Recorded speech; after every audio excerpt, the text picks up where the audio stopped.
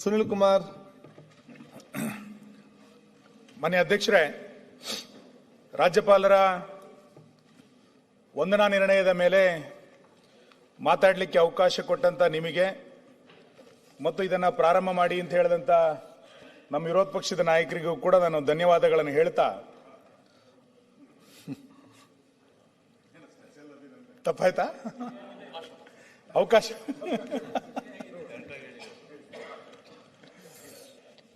ಮಾನ್ಯ ಅಧ್ಯಕ್ಷರೇ, ರಾಜ್ಯಪಾಲರ ಭಾಷಣದಲ್ಲಿ ಯಾವ ವಿಷಯಗಳನ್ನ ರಾಜ್ಯದ ಜನ ನಿರೀಕ್ಷೆ ಮಾಡ್ತಾ ಇದ್ರೋ ಅದ್ಯಾವುದನ್ನು ಕೂಡ ಸೇರಿಸದೆ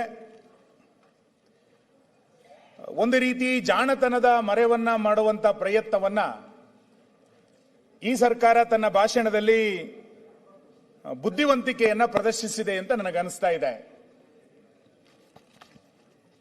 ಕುಮಾರವ್ಯಾಸ ಭಾರತದಲ್ಲಿ ಒಂದು ಮಾತು ಬರ್ತದೆ, ಕನ್ನಡ ಸಾಹಿತ್ಯ ಸಾರಸ್ವತ ಲೋಕದಲ್ಲಿ ಅದೊಂದು ಅತ್ಯಂತ ಪ್ರಸಿದ್ಧವಾದಂತ ಮಾತು. ಯುಧಿಷ್ಠಿರನ ಭೇಟಿಗೆ ಬಂದಂತ ನಾರದರು ಯುಧಿಷ್ಠಿರನಿಗೆ ಕೇಳ್ತಾರೆ, ಏನದು ಅಂತ ಕೇಳಿದ್ರೆ, ಅರಸು ರಾಕ್ಷಸ, ಮಂತ್ರಿ ಎಂಬವ ಮರೆವ ಹುಲಿ, ಪರಿವಾರ ಹದ್ದಿನ ನೆರವಿ, ಬಡವರ ಭಿನ್ನವರ ಇನ್ಯಾರು ಕೇಳುವರು, ಉರಿಯುತ್ತಿದೆ ದೇಶ ನಾವನ್ಯರಿರಲು, ಭಾರತದೆನ್ನುತ್ತ ಜನ ಬೇಸರದ ಬೇಗೆಯಲ್ಲಿದ್ದಾರೆ ಅಂತ ಕೇಳ್ತಾರೆ. ಅಂದ್ರೆ ರಾಜ ರಾಕ್ಷಸನಾಗಿ, ಮಂತ್ರಿ ಗರ್ಜಿಸುವ ಹುಲಿಯಾಗಿ, ಆತನ ಪರಿವಾರದವರು ಹದ್ದಿನ ರೀತಿಯಲ್ಲಿ ಗುಂಪಾದ್ರೆ ಬಡವರ ದುಃಖವನ್ನ ಯಾರು ಕೇಳ್ತಾರೆ? ಪ್ರಜೆಗಳು ನೋವಿನಿಂದ ಜ್ವಾಲೆಯಲ್ಲಿ ಉರಿತಾ ಇದ್ರೆ ಈ ದೇಶದಲ್ಲಿ ಇರ್ಲಿಕ್ಕೆ ಸಾಧ್ಯ ಇಲ್ಲ ಅಂತೇಳಿ ಜನ ಏನಾದರೂ ಬೇಸರದಿಂದ ಹೊರಟಿದಾರ ಅಂತೇಳಿ ಯುಧಿಷ್ಠಿರನಿಗೆ ನಾರದರು ಕುಮಾರವ್ಯಾಸ ಪರ್ವತದಲ್ಲಿ ಕೇಳ್ತಾರೆ. ಅಂದ್ರೆ ಒಂದು ರಾಜ್ಯದ ಜನ ಬೇಸರದಲ್ಲಿದ್ದಾರ ಅನ್ನುವಂಥದ್ದನ್ನ ಯುಧಿಷ್ಠಿರನಿಗೆ ನಾರದರು ಹೇಳಿದಂತ ಘಟನೆ ಅದು. ಕಳೆದ 2.5 ವರ್ಷದ ಅವಧಿಯಲ್ಲಿ ಈ ರಾಜ್ಯ ಸರ್ಕಾರ ಕಾಲಕ್ಕೆ ತಾನು ಯಾವ ರೀತಿ ಆಡಳಿತವನ್ನ ಮಾಡಿದ್ದೀನಿ ಅಂತೇಳಿ ಒಂದು ಅಧಿಕಾರದ ಆತ್ಮಶೋಧನೆಯನ್ನ ಮಾಡಿಕೊಳ್ಬೇಕಾಗಿತ್ತು. ಆತ್ಮಶೋಧನೆಯನ್ನ ಸರಿಯಾಗಿ ಮಾಡಿದ್ರೆ ರಾಜ್ಯಪಾಲರ ಭಾಷಣವನ್ನ ಸರಿಯಾಗಿ ಮಾಡಬಹುದಿತ್ತೇನೋ ಅಂತೇಳಿ ನನಗನ್ಸುತ್ತೆ. ಈ ರಾಜ್ಯ ಸರ್ಕಾರಕ್ಕೆ ಆತ್ಮಶೋಧನೆಯನ್ನ ಮಾಡದಲೇ ಇರುವಂತ ಪರಿಣಾಮ ಸಂಘರ್ಷದ ಹಾದಿಯನ್ನೇ ಪದೇ ಮಾಡ್ತಾ ನಾನು ಮಾಡಿದ್ದೇ ಸರಿ ಎನ್ನುವಂತ ವಾದಕ್ಕೆ ಕಟ್ಟಿಬಿದ್ದು ಒಂದು ರೀತಿಯಾದಂತಹ ಆಡಳಿತವನ್ನ ಈ ಸರ್ಕಾರ ಮುಂದುವರಿಸ್ತಾ ಇದೆ. ಮಾನ್ಯ ಮುಖ್ಯಮಂತ್ರಿಗಳಿಗೆ ಮತ್ತು ಮಂತ್ರಿಮಂಡಲದ ಸದಸ್ಯರಿಗೆ ನಾನು ವಿನಂತಿ ಮಾಡ್ತೇನೆ, ಪೊನ್ನಣ್ಣವರು ಭಾಷಣ ಮಾಡಬೇಕಾದ್ರೆ ನಮ್ದು ಜನಕೇಂದ್ರಿತ ಸರ್ಕಾರ ಅನ್ನುವಂತ ಮಾತನ್ನು ಅವರು ಉಲ್ಲೇಖ ಮಾಡಿದ್ರು.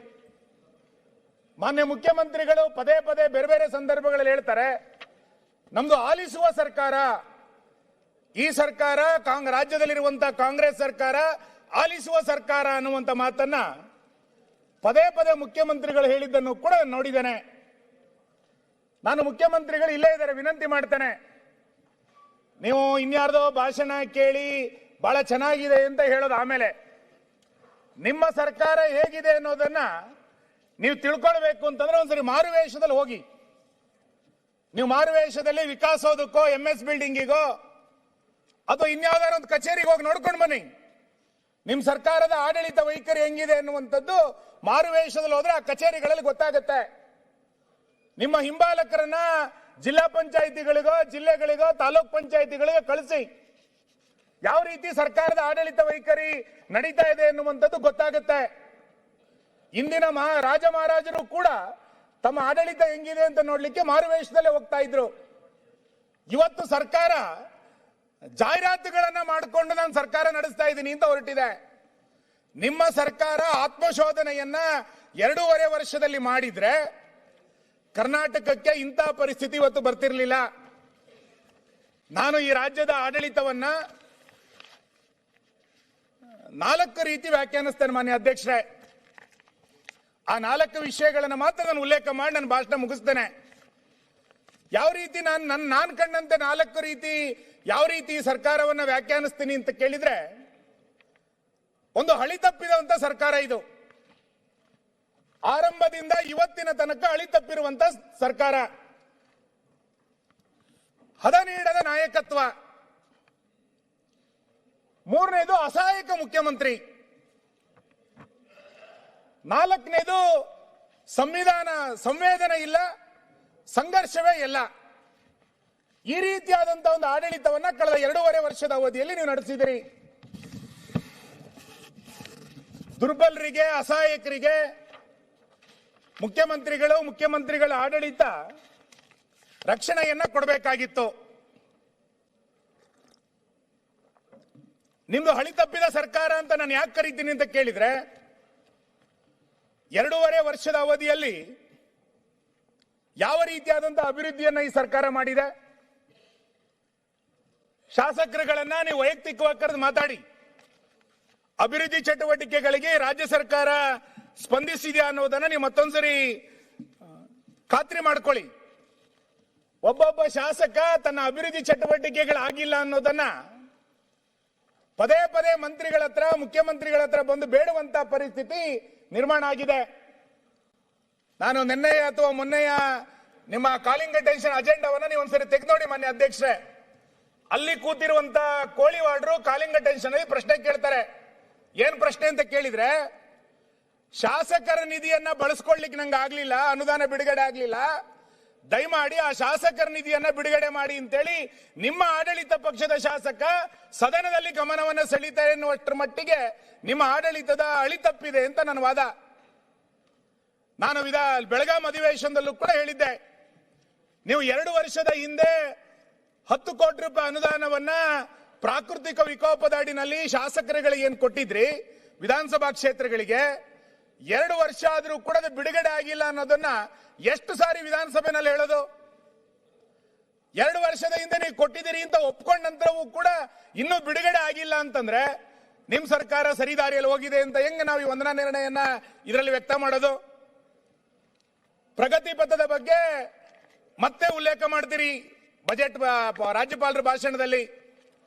2025 ಕೊನೆಯಲ್ಲಿ ಇದೀವಿ ನಾವು. ನನಗೆ ಗೊತ್ತಿದ್ದಂತೆ 2023 ಬಜೆಟ್ ನಲ್ಲಿ ಹೇಳಿದ್ರಿ, 24 ರಾಜ್ಯಪಾಲರ ಭಾಷಣದಲ್ಲಿ ಹೇಳಿದ್ರಿ ಪ್ರಗತಿ ಪಥ ಅಂತ. ಇವತ್ತಿನ ತನಕ ಟೆಂಡರ್ ಆಗ್ಲಿಲ್ಲ. 2 ಬಜೆಟ್ ನಲ್ಲಿ ಅದನ್ನೇ ಉಲ್ಲೇಖ ಮಾಡಿದ್ರಿ, 3 ರಾಜ್ಯಪಾಲರ ಭಾಷಣದಲ್ಲಿ ಅದನ್ನೇ ಹೇಳಿದ್ರಿ. ಇನ್ನು ADB ಲೋನ್ ಸ್ಯಾಂಕ್ಷನ್ ಆಗಲಿಲ್ಲ ನಿಮಗೆ. ಅದಕ್ಕೆ ನಾನಾ ರೀತಿಯಾದಂತಹ ತಾಂತ್ರಿಕ ಕಾರಣಗಳನ್ನು ಇಟ್ಟುಕೊಂಡು ಪ್ರಗತಿ ಪಥ ಅಂತ ಹೇಳಲಿಕ್ಕೆ ಶುರು ಮಾಡಿದ್ರಿ. ಇವತ್ತಿನ ತನಕ ನಮ್ಮ ಕ್ಷೇತ್ರಗಳಲ್ಲಿ ಗ್ರಾಮೀಣ ರಸ್ತೆಗಳಿಗೆ ಮಾನ್ಯ ಅಧ್ಯಕ್ಷರೇ 1 ಕಿಲೋಮೀಟರ್ ರಸ್ತೆ ನಮ್ಮ ಕ್ಷೇತ್ರಗಳಲ್ಲಿ ಆಗ್ಲಿಲ್ಲ. ಈ ಸರ್ಕಾರ ಬಂದ ನಂತರ 1 ಕಿಲೋಮೀಟರ್ ರಸ್ತೆಯನ್ನ ಡಾಂಬರೀಕರಣ ಮಾಡಲಿಕ್ಕೆ ನಮಗೆ ಆಗ್ಲಿಲ್ಲ. ಗಂಗಾ ಕಲ್ಯಾಣದ ಬಗ್ಗೆ ಉಲ್ಲೇಖ ಮಾಡ್ತಾರೆ. ಗಂಗಾ ಕಲ್ಯಾಣಕ್ಕೆ ಬೋರ್ವೆಲ್ಗಳನ್ನ ಬೇರೆ ಬೇರೆ ನಿಗಮಗಳಿಂದ ತೆಗೆದ ನಂತರ ಎಷ್ಟು ಗಂಗಾ ಕಲ್ಯಾಣಕ್ಕೆ ನೀವು TC ಸಂಪರ್ಕ ಕೊಟ್ಟಿದ್ದೀರಿ ಹೇಳಿ ನೋಡೋಣ. ಯಾವುದೋ ಅಂಬೇಡ್ಕರ್ ನಿಗಮದಲ್ಲೋ ಇನ್ಯಾವುದೋ ನಿಗಮಗಳಲ್ಲಿ, ಎಲ್ಲ ನಿಗಮಗಳಲ್ಲಿ ಗಂಗಾ ಕಲ್ಯಾಣದ ಯೋಜನೆಗಳಿಗೆ ಬೋರ್ವೆಲ್ ತೆಗೆಸಿದೀವಿ, ಆ ಪಟ್ಟಿ ಮಾಡಿಕೊಟ್ಟಿದೀವಿ. ಬೋರ್ವೆಲ್ ತೆಗೆದ್ರೆ TC ಅಳವಡಿಕೆ ಆಗಲ್ಲ, ಬೋರ್ವೆಲ್ ತೆಗಿಲಿಕ್ಕೆ ಇನ್ನು ರಾಜ್ಯ ಮಟ್ಟ ಟೆಂಡರ್ ಆಗಲಿಲ್ಲ. ಫಲಾನುಭವಿಗಳ ಪಟ್ಟಿ ಆಗಿ 2ನೇ ಪಟ್ಟಿ 3ನೇ ಪಟ್ಟಿ ಬಂದರೂ ಕೂಡ 1ನೇ ಪಟ್ಟಿಯವನಿಗೆ TC ಕೊಡದಲ್ಲೇ ಇರುವಂತ ಪರಿಸ್ಥಿತಿ ಇವತ್ತು ಕರ್ನಾಟಕ ರಾಜ್ಯದಲ್ಲಿ ಇವತ್ತು ನಿರ್ಮಾಣ ಆಗಿದೆ. ಗ್ರಾಮೀಣ ಪ್ರದೇಶಗಳಿಗೆ ಬಸ್ಸುಗಳ ವ್ಯವಸ್ಥೆ ಮಾನ್ಯ ಅಧ್ಯಕ್ಷರೇ, 26,000 ರೆವಿನ್ಯೂ ಗ್ರಾಮಗಳಿದೆ ಅಂತ ಹೇಳ್ತಾರೆ ಅಂದಾಜಿನಲ್ಲಿ. ಗ್ಯಾರಂಟಿ ಯೋಜನೆ ಹಾಗಾದ್ರೆ ಅಭಿವೃದ್ಧಿನ ದಾಖಲೆಯ ಪ್ರಮಾಣದಲ್ಲಿ ಬಜೆಟ್ ಅನ್ನ ಮಂಡನೆ ಮಾಡಿದಂತ ಮುಖ್ಯಮಂತ್ರಿಗಳಿಗೆ ನಮ್ ಗ್ಯಾರಂಟಿ ಯೋಜನೆ ಅಭಿವೃದ್ಧಿ ಅನ್ನುವಷ್ಟರ ಮಟ್ಟಿಗೆ ಹೇಳಲಿಕ್ಕೆ ಹೊರಟಿದ್ದಾರೆ. ಬರೀ ಗ್ಯಾರಂಟಿನೇ ಅಭಿವೃದ್ಧಿ ಅಂತಾದ್ರೆ ನನಗೆ ಗೊತ್ತಿಲ್ಲ, ಆರ್ಥಿಕ ತಜ್ಞರು ಹೇಳಬೇಕು ಹೆಂಗಿದೆ ಅಂತ. ಆಯ್ತು, ನೀವು ಶಕ್ತಿಯಲ್ಲಿ ಕೊಟ್ಟಿದ್ದೀರಿ, ಅದರಲ್ಲಿ ಕೊಟ್ಟಿದ್ದೀರಿ, ತಗೊಂಡು ಬರ್ತೀನಿ ಮುಂದೆ ಆ ವಿಷಯಕ್ಕೆ. ಅದನ್ನು ಕೊಡ್ತಾ ಉಳಿದೆಲ್ಲ ವಿಷಯಗಳನ್ನ ಹೆಂಗ್ ಮರ್ತಿದ್ದೀರಿ ನೀವು ಅಂತ, ಉಳಿದ ಯಾವ ವಿಷಯಗಳಿಗೂ ಕೂಡ ಹೇಗೆ ನ್ಯಾಯ ಕೊಡ್ಲಿಲ್ಲ ಅಂತ ನೆನ್ನೆ ನಮ್ಮ ಶಾಸಕರು ಹೇಳ್ತಾ ಇದ್ರು. ನಿಮಗೂ ಗೊತ್ತಿದೆ, ಈ ರಾಜ್ಯದ ಬೇರೆ ಬೇರೆ ಸುತ್ತೋಲೆಯ ಕಾರಣಕ್ಕೆ ಗ್ರಾಮೀಣ ಪ್ರದೇಶದಲ್ಲಿ ಈ ಖಾತಾ ಸಿಗದಲೆ 911 ಸಿಗದಲೆ 3 ತಿಂಗಳಾಯ್ತು. ಜನ ಮನೆ ಕಟ್ಟುವಂತ ಪರಿಸ್ಥಿತಿಯಲ್ಲಿ ಇಲ್ಲ. ಪ್ರಾಧಿಕಾರದಲ್ಲಿ ಲೈಸೆನ್ಸ್ಗಳನ್ನ ತೆಗೆದುಕೊಳ್ಳಿಕ್ಕೆ ಆಗ್ತಾ ಇಲ್ಲ. ಎಷ್ಟು ಸರಿ ಸಚಿವರನ್ನ ಜನ ಭೇಟಿ ಮಾಡ್ತಾರೆ, ಗ್ರಾಮ ಪಂಚಾಯತಿಗಳಿಗೆ ಬರ್ತಾರೆ. ಗ್ರಾಮ ಪಂಚಾಯತಿಗಳಿಗೆ ಬಂದ್ರೆ ಅನುದಾನಕ್ಕಿಲ್ಲ, ಈ ಖಾತಾ ಸಿಗ್ತಾ ಇಲ್ಲ, 911 ಸಿಗ್ತಾ ಇಲ್ಲ.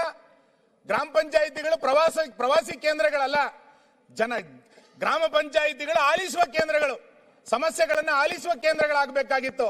ಅಲ್ಲಿ ಏನು ಸಮಸ್ಯೆಗಳಿಗೆ ಪರಿಹಾರ ಸಿಗಲ್ಲ ಅಂತಂದ್ರೆ ಗ್ರಾಮ ಪಂಚಾಯತಿಗಳ ಪರಿಸ್ಥಿತಿ ಇವತ್ತು ಏನಾಗಬೇಕು? ಈ ಹಿನ್ನೆಲೆಯಲ್ಲಿ ವಿಕಾಸ ವಿರೋಧಿಯಾದಂತ ಸರ್ಕಾರ ಅನ್ನೋದನ್ನ ನಾನು ಹಳಿತಪ್ಪಿದ ಆಡಳಿತದಲ್ಲಿ ಈ ಸರ್ಕಾರದ ಬಗ್ಗೆ ಉಲ್ಲೇಖ ಮಾಡಬೇಕು ಮಾನ್ಯ ಅಧ್ಯಕ್ಷರೇ. ಎರಡನೇದು ಕಾನೂನು ಸುವ್ಯವಸ್ಥೆ. ಕಾನೂನು ಸುವ್ಯವಸ್ಥೆನ ಎಷ್ಟು ಸರಿ ಮಾತಾಡೋದು ಅಧಿವೇಶನದಲ್ಲಿ? ನನಗನ್ಸುತ್ತೆ ಕಾನೂನು ಸುವ್ಯವಸ್ಥೆಯನ್ನ ಮಾನ್ಯ ಸಿದ್ದರಾಮಯ್ಯನವರು ಮುಖ್ಯಮಂತ್ರಿ 2ನೇ ಅವಧಿಯಲ್ಲಿ ಆದ ನಂತರ ಒಂದು ಸೆಲೆಕ್ಟಿವ್ ಆದಂತ ಕಾನೂನು ಸುವ್ಯವಸ್ಥೆ ಇದು ಅಂತ. ನಿಮ್ಮ ಇಚ್ಛೆಗನುಗುಣವಾಗಿ ಕಾನೂನನ್ನ ನೀವು ಮಾಡ್ಲಿಕ್ಕೆ ಹೊರಟಿದ್ದೀರಿ. ಕಾಂಗ್ರೆಸ್ ಮತ್ತು ಕಾಂಗ್ರೆಸ್ ಬೆಂಬಲಿತರಿಗೆ ಒಂದು ಕಾನೂನು ರಾಜ್ಯದಲ್ಲಿ, ಉಳಿದ ಜನಸಾಮಾನ್ಯರಿಗೆ ಇನ್ನೊಂದು ಕಾನೂನು ಈ ರಾಜ್ಯದಲ್ಲಿ. ಎಲ್ಲರಿಗೂ ಒಂದೇ ರೀತಿಯಾದಂತಹ ಕಾನೂನನ್ನ ರಾಜ್ಯ ಸರ್ಕಾರ ಕಳೆದ 2.5 ವರ್ಷದ ಅವಧಿಯಲ್ಲಿ ಕೊಡ್ಲಿಲ್ಲ. ನಾನು ಉದಾಹರಣೆ ಕೊಡ್ತಾ ಹೋಗ್ತಾನೆ. ಯಾವ್ಯಾವ ಸಂದರ್ಭದಲ್ಲಿ ಕಾನೂನು ಇಲಾಖೆ, ಪೊಲೀಸ್ ಇಲಾಖೆ, ರಾಜ್ಯ ಸರ್ಕಾರ ನಡ್ಕೊಳ್ತು ಅಂತ. ನೀವೆಲ್ಲರಿಗೂ ಅದೇ ರೀತಿ ನಡ್ಕೊಂಡಿದ್ರೆ ಶಬಾಸ್ ಅಂತ ಹೇಳ್ತಿದ್ದೆ ನಾನು. ಮೇಲ್ಮನೆಯ ವಿಪಕ್ಷದ ನಾಯಕರನ್ನ ಕಲಬುರಗಿ ಜಿಲ್ಲೆನಲ್ಲಿ ಐಬಿನಲ್ಲಿ ಕೂಡಾಕಿ ದಿಗ್ಬಂಧನ ವಿಧಿಸಿ ಕಾರುಗಳಿಗೆ ಮಸಿ ಬಳಿದ್ರೂ ಕೂಡ ಈ ಸರ್ಕಾರಕ್ಕೇನು ಅನ್ಸೋದೇ ಇಲ್ಲ. ಅವ್ರ ಮೇಲೆ ಕ್ರಮ ತಗೊಳ್ಬೇಕು ಅಂತೇಳಿ ಸರ್ಕಾರಕ್ಕೆ ಅನ್ನಿಸ್ಲೇ ಇಲ್ಲ. ಸಿ.ಟಿ. ರವಿ ಅವರೇನ ಹೇಳಿದ್ರು ಅಂತ ಕಾರಣಕ್ಕೆ ಹೇಗ್ ಬೇಕಾದ್ರೂ ನಡ್ಕೊಂಡಂತ ಸರ್ಕಾರ ಇದು.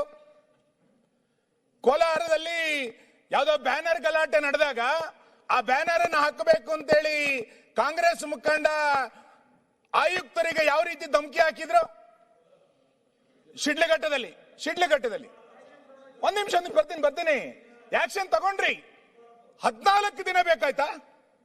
ನಿಮ್ ಕಾರ್ಯಕರ್ತನ ಹುಡುಕ್ಲಿಕ್ಕೆ ಈ ಸರ್ಕಾರಕ್ಕೆ 14 ದಿನ ಬೇಕಾಯ್ತಾ? ಬೇಲಿಗೆ ಎಲ್ಲಿ ಹೋಯ್ತು ಎಲ್ಲೋಯ್ತು ಅಂತ ಬಾರಿ ಚರ್ಚೆ ನಡೀತು. ಜಾಮೀನು ರಹಿತ ಬೇಲ್ ಬಂದಿತ್ತು, ಆಂಟಿಸಿಪೇಟರಿ ಬೇಲ್ ತಗೊಂಡಿದ್ರು, ಎಲ್ಲೆಲ್ಲಿ ಹೋಯ್ತು ಅಂತ ಗೊತ್ತಿಲ್ಲ. ಒಬ್ಬ ಕಾಂಗ್ರೆಸ್ ಕಾರ್ಯಕರ್ತ ಬೆದರಿಕೆ ಹಾಕಿದ್ದನ್ನ ಹುಡುಕ್ಲಿಕ್ಕೆ 14 ದಿನವನ್ನ ಈ ಸರ್ಕಾರ ತೆಗೆದುಕೊಳ್ಳುತ್ತೆ ಅಂತಂದ್ರೆ ಕಾನೂನು ಸುವ್ಯವಸ್ಥೆ ಚೆನ್ನಾಗಿದೆ ಅಂತೇಳಿ ಅನ್ಸುತ್ತೆ ಈ ಸರ್ಕಾರಕ್ಕೆ? ಸೆಲೆಕ್ಟಿವ್ ಆದಂತ ಕಾನೂನು ನಿಮ್ ಪರಿಸ್ಥಿತಿ ಇವತ್ತು. ಒಬ್ಬ ಆಯುಕ್ತರಿಗೆ, ಮಹಿಳಾ ಆಯುಕ್ತರಿಗೆ ಈ ರೀತಿ ಧಮಕಿ ಕೊಟ್ಟು ಆಡಳಿತವನ್ನ ನಾನು ನಡೆಸ್ತೀನಿ ಅಂತ ಹೇಳಿ ಹೊರಟಾಗ ಅಧಿಕಾರಿಗಳ ನೈತಿಕತೆ ಏನಾಗ್ಬೇಕು ಮಾನ್ಯ ಅಧ್ಯಕ್ಷರೇ? ಪ್ರಶ್ನೆ ಮಾಡ್ಬೇಕಲ್ಲ ನಾವು. ಯಾವ್ಯಾವ ರೀತಿಯಾದಂತ ಪರಿಸ್ಥಿತಿನಲ್ಲಿ ಕರ್ನಾಟಕ ಹೊರಟು ಬಿಡ್ತು ಅನ್ನೋದನ್ನ ಇವತ್ತು ನಾವು ಹೇಳಬೇಕಲ್ಲ. ಶಿವಮೊಗ್ಗದಲ್ಲಿರುವಂತಹ ನಿಮ್ಮೊಬ್ಬ ಶಾಸಕನ ಮಗ ಯಾವ ರೀತಿ ಧಮಕಿ ಹಾಕಿದ್ರು ಅಧಿಕಾರಿಗಳಿಗೆ ಅನ್ನುವಂಥದ್ದು ಪತ್ರಿಕೆಗಳಲ್ಲಿ ಬಂದಿತ್ತು. ಕಾಂಗ್ರೆಸ್ಸಿನ ಶಾಸಕರು, ಭದ್ರಾವತಿಯ ಶಾಸಕನ ಮಗ. ಅಂದ್ರೆ ಯಾರು ಏನ್ ಬೇಕಾದ್ರೂ ಮಾಡಬಹುದು ಅನ್ನುವಂತ ಪರಿಸ್ಥಿತಿ. ಜೆಡಿಎಸ್ಸಿನ ಶಾಸಕರು ಕರಿಯಮ್ಮ ಮೊನ್ನೆ ಇಲ್ಲೇ ಹೇಳಿದ್ರು, ನನಗೆ ಮರಳು ದಂಧೆಕೋರರಿಂದ ಬೆದರಿಕೆ ಇದೆ, ನನ್ನ ಮನೆಗೆ ಬಂದು ಧಮಕಿ ಆಗ್ತಾ ಇದ್ದಾರೆ, ರಕ್ಷಣೆ ಕೊಡಿ ಅಂತೇಳಿ ಸದನದಲ್ಲಿ ಕೇಳುವಂತ ಪರಿಸ್ಥಿತಿ.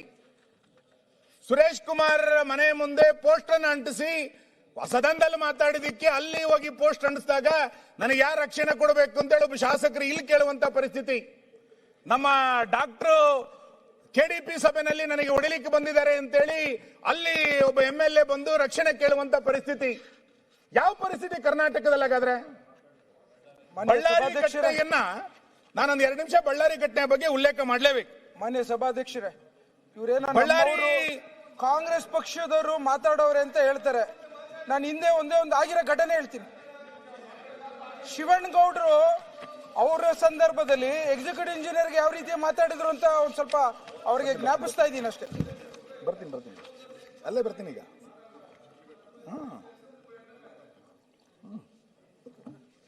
ಬಳ್ಳಾರಿಯ ಘಟನೆ, ನಿಮ್ ಸರ್ಕಾರ ಕಾನೂನು ಸುವ್ಯವಸ್ಥೆ ಮತ್ತು ಅಳಿತಪ್ಪಿದೆ ಅಂತ ಹೇಳಲಿಕ್ಕೆ ಹೆಂಗಿದೆ ನಿಮ್ ಸರ್ಕಾರದ ಕಾರ್ಯವೈಖರಿ ಅಂತ.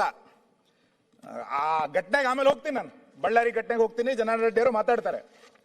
ಆ ಬಳ್ಳಾರಿ ಘಟನೆಗೆ ಸಂಬಂಧಪಟ್ಟಂತೆ ಇವತ್ತು 29ನೇ ತಾರೀಕು, 27ನೇ ತಾರೀಕು ಡಿವೈಎಸ್ಪಿ ಅನ್ನ ವರ್ಗಾವಣೆ ಮಾಡಿದ್ರು. ಇವತ್ತು ಮತ್ತೆ ಅವ್ರನ್ನೇ ಮತ್ತೆ ಆದೇಶ ಕ್ಯಾನ್ಸಲ್ ಮಾಡಿ ಅವ್ರನ್ನೇ ಕೂರಿಸಿದ್ದಾರೆ. ಅಂದ್ರೆ ನಿಮ್ಮ ಆಡಳಿತ ವೈಖರಿ ಹೆಂಗಿದೆ ಅಂತ ಇದು ಪರಿಸ್ಥಿತಿ. ಬಳ್ಳಾರಿ ಘಟನೆಯಲ್ಲಿ ಮಾನ್ಯ ಅಧ್ಯಕ್ಷರೇ ಬಹಳ ಆತಂಕ ಮತ್ತು ಸೆಲೆಕ್ಟಿವ್ ಕಾನೂನು ಅಂತ ನಾನು ಯಾಕೆ ಹೇಳ್ತೀನಿ ಅಂತ ಕೇಳಿದ್ರೆ, ಬಳ್ಳಾರಿ ಘಟನೆಯಲ್ಲಿ ಬ್ಯಾನರ್ ಅನ್ನ ಒಂದು ನೆಪವಾಗಿಟ್ಟುಕೊಂಡು ಗುಂಪು ಬರ್ತಾರೆ, ಶಾಸಕರ ಮನೆಯ ಮುಂದೆ ಗುಂಡು ಹಾರಿಸ್ತಾರೆ, ಇತ್ಯಾದಿಗಳ ನಡೀತು. ನಾನು ವಿವರಕ್ಕೆ ಬಹಳ ಹೋಗಲ್ಲ. ಆ ಘಟನೆ ನಡೆದಾಗ ಸರ್ಕಾರ ಹೆಂಗ್ ನಡ್ಕೊಳ್ತು ಅಂತ, ಒಬ್ಬ ಶಾಸಕ ನನಗೆ ರಕ್ಷಣೆ ಕೊಡಬೇಕು, ಗುಂಡಲ್ಲಿ ನನಗೆ ಹತ್ಯೆ ಮಾಡ್ಲಿಕ್ಕೆ ಬಂದಿದ್ದಾರೆ ಅಂತ ಕೇಳಿದಾಗ ಇಲ್ಲಿಯ ಒಬ್ಬ ಮಂತ್ರಿ ಜನಾರ್ದನ್ ರೆಡ್ಡಿ ಅವರಿಗೆ ರಕ್ಷಣೆ ಬೇಕಾಗಿದ್ರೆ ಅಮೆರಿಕಕ್ಕೆ ಹೋಗಿ, ಇರಾಕಿಗೆ ಹೋಗಿ, ಇರಾನಿಗೆ ಹೋಗ್ಬೇಕು ಅಂತ ಹೇಳ್ತಾರೆ ಅಂತಂದ್ರೆ ರಾಜ್ಯದಲ್ಲಿ ವ್ಯವಸ್ಥೆ ಇದೆ ಅಂತ ಅನ್ಸುತ್ತಾ? ಒಬ್ಬ ಶಾಸಕನಿಗೆ ರಕ್ಷಣೆಗೆ ಅಮೆರಿಕಕ್ಕೆ ಹೋಗಿ ರಕ್ಷಣೆ ತಗೊಳ್ಳಿ ಅಂತೇಳಿ ಒಬ್ಬ ಜವಾಬ್ದಾರಿಯುತವಾದಂತ ಮಂತ್ರಿ ಹೇಳ್ತಾರೆ ಅಂತಂದ್ರೆ ಈ ಸರ್ಕಾರದಲ್ಲಿ ಕಾನೂನು ಏನಿಲ್ಲೇನು? ಯಾರು ಕೇಳೋರಿಲ್ಲ ಏನಾಗಾರೆ? ಒಂದು ಘಟನೆ ನಡೆದ ಕಾಂಗ್ರೆಸ್ ಕಾರ್ಯಕರ್ತ ಮೃತಪಟ್ಟಾಗ 2 ಬಾರಿ ಪೋಸ್ಟ್ ಮಾರ್ಟಮ್ ಆಗುತ್ತೆ. ಅದ್ರ ಬಗ್ಗೆ ಜನಾರ್ದನ್ ರೆಡ್ಡಿ ಅವರು ಅದ್ರ ಬಗ್ಗೆ 10 ಬಾರಿ ಬೇರೆ ಬೇರೆ ರೀತಿಯಾದಂತ ಹೇಳಿಕೆಗಳನ್ನು ಕೊಟ್ಟುಕೊಂಡು ಪತ್ರಿಕಾಗೋಷ್ಠಿಗಳನ್ನು ಮಾಡಿ ಇಷ್ಟು ಸುತ್ತು ಗುಂಡು ಹಾರಿಸಿದ್ದಾರೆ ಬಳ್ಳಾರಿ ಘಟನೆಯಲ್ಲಿ ಅಂತಂದಾಗ ಎಷ್ಟು ಜನರನ್ನ ಅರೆಸ್ಟ್ ಮಾಡಿದ್ರಿ? ಎಫ್ಐಆರ್ ನನ್ನ ಹತ್ರ ಇದೆ. ಬೇರೆ ಎಫ್ಐಆರ್ ಗಳಿಗೆ ಹೆಂಗ್ ನೀವು ಕ್ರಮ ತಗೊಂಡ್ರಿ? ಈ ಎಫ್ಐಆರ್ ನಲ್ಲಿ ಎಷ್ಟು ಜನರನ್ನ ಅರೆಸ್ಟ್ ಮಾಡಿದ್ರಿ ಮಾನ್ಯ ಅಧ್ಯಕ್ಷ? ಯಾಕೆ ಕಾಂಗ್ರೆಸ್ನವರಿಗೆ ಒಂದು ಕಾನೂನು, ಬೇರೆ ಜನಸಾಮಾನ್ಯರಿಗೆ ಒಂದು ಕಾನೂನಾ? ನಾನು ಅನ್ಕೊಂಡಿದ್ದೆ ಗೃಹ ಇಲಾಖೆನಲ್ಲಿ ಟೋಪಿ ಮಾತ್ರ ಬದಲಾಗಿದೆ ಅಂತ. ಮಾನಸಿಕತೆಯನ್ನು ಬದಲು ಮಾಡಿಬಿಟ್ರಿ ನೀವು. ಕಾಕಿ ಕಾಂಗ್ರೆಸ್ ಆಗಬಾರದು, ಕಾಕಿಯಾಗಿಯೇ ಉಳಿಬೇಕು. ಕಾಕಿಯನ್ನ ಕಾಂಗ್ರೆಸ್ ಮಾಡಿದ್ದರ ಪರಿಣಾಮವಾಗಿ ಹೇಗ್ ಬೇಕಾದ್ರೂ ಆಡಳಿತ ನಡೆಯುತ್ತೆ ಎನ್ನುವಷ್ಟರ ಮಟ್ಟಿಗೆ ನನ್ನ ಘಟನೆಯನ್ನು ಉಲ್ಲೇಖ ಮಾಡಿದ್ವಿ. ತರೀಕೆರೆನಲ್ಲಿ ಈ ಸದನದಲ್ಲಿ ಜಾರಿ ಆಗದಲ್ಲೇ ಇರುವಂತಹ ಕಾನೂನನ್ನ ಒಬ್ಬ ಇನ್ಸ್ಪೆಕ್ಟರ್ ರೈಟಿಂಗ್ ನಲ್ಲಿ ಒಬ್ಬ ಕಾರ್ಯಕರ್ತನಿಗೆ ಕೊಡ್ತಾರೆ ಅಂತಂದ್ರೆ ಯಾರು ಆಡಳಿತ ನಡೆಸ್ತಾ ಇದ್ದಾರೆ ಕರ್ನಾಟಕದಲ್ಲಿ? ನಾನು ಅದಕ್ಕೆ ಹೇಳಿ ಅಸಹಾಯಕ ಮುಖ್ಯಮಂತ್ರಿ ಅಂತ ನಾನು ಆ ವಿಷಯ ಕೊನೆಗೆ ಬರ್ತೇನೆ. ಯಾರು ಆಡಳಿತ ನಡೆಸ್ತಾ ಇದ್ದೀರಿ? ಬಾಂಗ್ಲಾದೇಶದ ಬಗ್ಗೆ ಚರ್ಚೆ ಮಾಡಕ್ ಹೋದಾಗ ಅಲ್ಲಿ ಯಾರೋ ಒಬ್ಬರನ್ನ ಅರೆಸ್ಟ್ ಮಾಡ್ಲಿಕ್ಕೆ ಹೋಗ್ತೀರಿ. ಶಿಡ್ಲಘಟ್ಟದಲ್ಲಿ ಬ್ಯಾನರ್ ಕಟ್ಟಲಿಕ್ಕೆ ಯಾಕೆ ಬ್ಯಾನರ್ ಅನ್ನ ತೆಗೆದೆ ಅಂತೇಳಿ ಅಧಿಕಾರಿಗೆ ಧಮಕಿ ಹಾಕಿ ಚಪ್ಪಲಿ ಹೊಡಿತೀನಿ ಅನ್ನುವಷ್ಟರ ಮಟ್ಟಿಗೆ ನಿಮ್ ಕಾರ್ಯಕರ್ತರು ಮಾತಾಡ್ತಾರೆ ಅಂತಂದ್ರೆ ರಾಜ್ಯದಲ್ಲಿ ಕಾನೂನು ಸುವ್ಯವಸ್ಥೆ ಚೆನ್ನಾಗಿದೆ, ರಾಜ್ಯಪಾಲರು ಬಹಳ ಚೆನ್ನಾಗಿ ಭಾಷಣ ಮಾಡಿದ್ರು ಅಂತೇಳಿ ನಾವು ಒಪ್ಕೊಂಡು ಮಾತಾಡ್ಬೇಕಾ? ಇಲ್ಲಿ ಗೊತ್ತಿಲ್ಲ ಏನ್ ನಡೀತದೆ ಆ ವ್ಯವಸ್ಥೆ ಅಂತ. ಈ ಹಿನ್ನೆಲೆಯಲ್ಲಿ ನಾನು ವಿಕಾಸ್ ಪುತ್ರ ಹೇಳಿದೆ. ಈ ಹಿನ್ನೆಲೆಯಲ್ಲಿ ನನಗೆ ಸರ್ಕಾರ ಸ್ಪಷ್ಟ ಮಾಡಬೇಕು. ಈ ಸರ್ಕಾರವನ್ನ ಯಾವುದೋ ಖಾಸಗಿ ಗನ್ಮ್ಯಾನ್ಗಳು ಆಡಳಿತ ವ್ಯವಸ್ಥೆಯನ್ನು ನಡೆಸ್ತಾ ಇದ್ದಾರಾ, ಅಥವಾ ಇನ್ಯಾರೋ ಬೌನ್ಸರ್ಸ್ಗಳು ಈ ಕಾನೂನು ಇಲಾಖೆಯನ್ನು ನಡೆಸ್ತಾ ಇದ್ದಾರಾ, ಅಥವಾ ಇಂತಿಷ್ಟು ಜನರಿಗೆ ಮಾತ್ರ ಈ ರಾಜ್ಯದಲ್ಲಿರುವಂತ ಕಾನೂನು ಇವರಿಗೆ ಮಾತ್ರ, ಉಳಿದವರೆಲ್ಲರೂ ಕೂಡ ದ್ವೇಷಕ್ಕೆ ಬರ್ತೀರಿ, ಉಳಿದವರು ಯಾರಿಗೂ ಕೂಡ ಈ ರಾಜ್ಯದಲ್ಲಿ ಉಳುಗಾಲ ಇಲ್ಲ. ಜನಾರ್ದನ್ ರೆಡ್ಡಿ ಅವರಿಗೆ ಉಪಮುಖ್ಯಮಂತ್ರಿಗಳು ರಕ್ಷಣೆ ತಗೊಳ್ಳಿಕ್ಕೆ ನೀವು ಅಮೆರಿಕಕ್ಕೆ, ಇರಾನಿಗೆ, ಇರಾಕಿಗೆ ಹೋಗಿ ಅಂತ ಹೇಳ್ತಿರಲ್ಲ, ಅದನ್ನು ಅನೌನ್ಸ್ ಮಾಡಿ ರಾಜ್ಯಪಾಲರ ಭಾಷಣದಲ್ಲಿ. ಕರ್ನಾಟಕದಲ್ಲಿ ಕಾಂಗ್ರೆಸ್ನವರಿಗೆ ಮಾತ್ರ ರಕ್ಷಣೆ, ಉಳಿದವರು ಬೇರೆ ದೇಶದ ಕಾನೂನು ನಾಡಿನಲ್ಲಿ ರಕ್ಷಣೆ ತಗೊಳ್ಳಿ ಅಂತ ಹೇಳಿ ನೀವು. ಸನ್ಮಾನ್ಯ ಅಧ್ಯಕ್ಷರ, ಅದಕ್ಕೆ ಇದೇನು ಮಾನ್ಯ ಅಧ್ಯಕ್ಷರೇ, ಕಾನೂನು ಸುವ್ಯವಸ್ಥೆಗಳ ಬಗ್ಗೆ ಅಳಿತಪ್ಪಿದ ಸರ್ಕಾರದಲ್ಲಿ ನಾನು ಮಾತಾಡ್ತಾ ಇದ್ದೆ. ನಿಮ್ ಕಾನೂನು ಯಾವ ರೀತಿ ಚೂಸಿ ಆಗಿದೆ, ಸೆಲೆಕ್ಟಿವ್ ಆಗಿದೆ, ಮತ್ತು ನಿಮ್ಮ ಇಚ್ಛೆಗೆ ಅನುಗುಣವಾಗಿ ಕಾನೂನನ್ನ ಯಾವ ರೀತಿ ನೀವು ದುರ್ಬಳಕೆ ಮಾಡ್ಕೊಳ್ತಾ ಇದ್ದೀರಿ ಅಂತ. ಇದ್ಯಾವುದನ್ನು ಕೂಡ ನನ್ನ ಆರೋಪ ಅಲ್ಲ, ನಾನು ಘಟನೆಗಳನ್ನೇ ಉಲ್ಲೇಖ ಮಾಡ್ತಾ ಬಂದಿದ್ದೀನಿ. ನೀವು ಸದನದಲ್ಲಿ ರಾಜಣ್ಣ ಬಂದು ಸಿಡಿ ಫ್ಯಾಕ್ಟರಿ ನಡೀತಾ ಇದೆ, ಹನಿ ಟ್ರ್ಯಾಪ್ ನಡೀತಾ ಇದೆ ಅಂತೇಳಿ ಸದನದಲ್ಲಿ ಒಬ್ರು ಸದಸ್ಯರು ಬಂದು ಹೇಳಿದಾಗ ಆ ತನಿಖೆಯನ್ನ ಎಲ್ಲಿಗೆ ತಾರ್ಕಿಕ ಹಂತಕ್ಕೆ ತೆಗೆದುಕೊಂಡು ಹೋದ್ರಿ ನೀವು? ಅಂದ್ರೆ ನಿಮಗೆ ಬೇಕಾದಾಗ ಹೇಗೆ ಬೇಕಾದ್ರೂ ಆ ಕಾನೂನನ್ನ ತಿರುಚುವಂತ ಮತ್ತು ಕಾನೂನನ್ನ ನಿಮ್ಮ ಖುಷಿಗೆ ತಕ್ಕಂತೆ ಬಳಕೆ ಮಾಡುವಂತ ಪರಿಸ್ಥಿತಿ ಕರ್ನಾಟಕದಲ್ಲಿ ಹೇಗೆ ನಿರ್ಮಾಣ ಆಗ್ಬಿಟ್ಟಿದೆ ಇವತ್ತು? ಪರಪ್ಪನ ಅಗ್ರಹಾರ, ಭಯೋತ್ಪಾದಕರಿಗೆ ಮೊಬೈಲ್ಗಳು ಹೇಗೆ ಬೇಕಾದ್ರೂ ಸಿಗುತ್ತೆ, ಅಲ್ಲಿಂದ ಏನ್ ಬೇಕಾದ್ರೂ ಮಾಡಬಹುದು ಅನ್ನುವಷ್ಟರ ಮಟ್ಟಿಗೆ ಪರಪ್ಪನ ಆಗ್ರಹಕ್ಕೆ ಯಾರು ಇಷ್ಟು ಸುಲಲಿತವಾಗಿ ಬಿಟ್ಟುಕೊಟ್ಟಿದ್ದು? ರಾಜ್ಯಪಾಲರ ಭಾಷಣದಲ್ಲಿ ನಮ್ದು ಕಾನೂನು ಸುವ್ಯವಸ್ಥೆ ಬಹಳ ಚೆನ್ನಾಗಿದೆ ಅಂತ ಭಾಷಣದಲ್ಲಿ ಓದಿಸಿದಿರಿ. ಪರಪ್ಪನ ಅಗ್ರಹಾರದಲ್ಲಿ ಭಯೋತ್ಪಾದಕರು ಡ್ಯಾನ್ಸ್ ಮಾಡ್ತಾರೆ, ಮದ್ಯ ತೆಗೆದುಕೊಳ್ತಾರೆ, ಮೊಬೈಲ್ಗಳನ್ನ ಹೇಗ್ ಬೇಕಾದ್ರೂ ಬಳಸ್ತಾರೆ ಅಂತ ಅಂದಾಗ್ಲೂ ಕೂಡ ನಿಮ್ ಸರ್ಕಾರಕ್ಕೆ ಗೊತ್ತೇ ಆಗ್ಲಿಲ್ಲ ಅಂತ. ಡ್ರಗ್ ಫ್ಯಾಕ್ಟರಿ, ಮೈಸೂರು ಡ್ರಗ್ ಫ್ಯಾಕ್ಟರಿಗೆ, ಮುಖ್ಯಮಂತ್ರಿಗಳ ತವರು ಜಿಲ್ಲೆಯಲ್ಲಿದ್ದಂತ ಡ್ರಗ್ಸ್ ಫ್ಯಾಕ್ಟರಿಗೆ ಮಹಾರಾಷ್ಟ್ರದ ಪೊಲೀಸರು ಬರಬೇಕಾಯ್ತು. ನಿನ್ನೆ ಬೆಂಗಳೂರಿನಲ್ಲಿ ಒಂದು ಫ್ಯಾಕ್ಟರಿಗೆ ಡೆಲ್ಲಿ ಪೊಲೀಸರು ಬರಬೇಕಾಯ್ತು.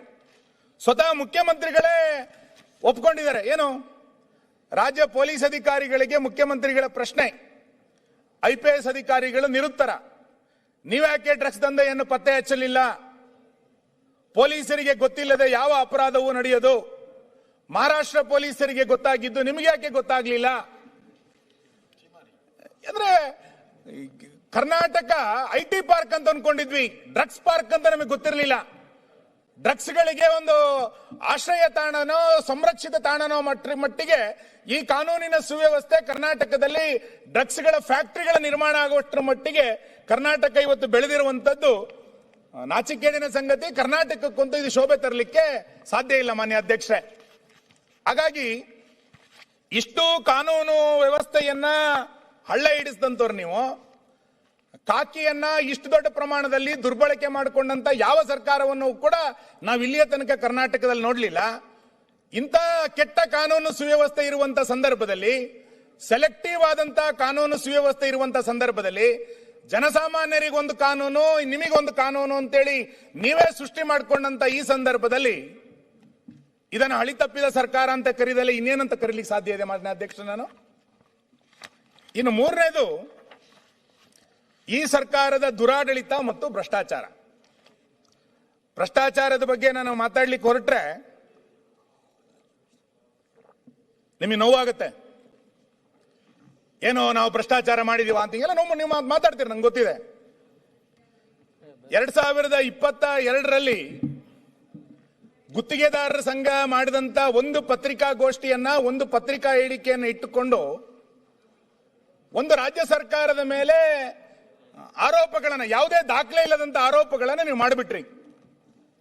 ಇವತ್ತಿನ ತನಕ ಅದನ್ನು ಸಾಬೀತು ಮಾಡ್ಕೊಳ್ಳಿಕ್ಕೆ ಆಗ್ಲಿಲ್ಲ.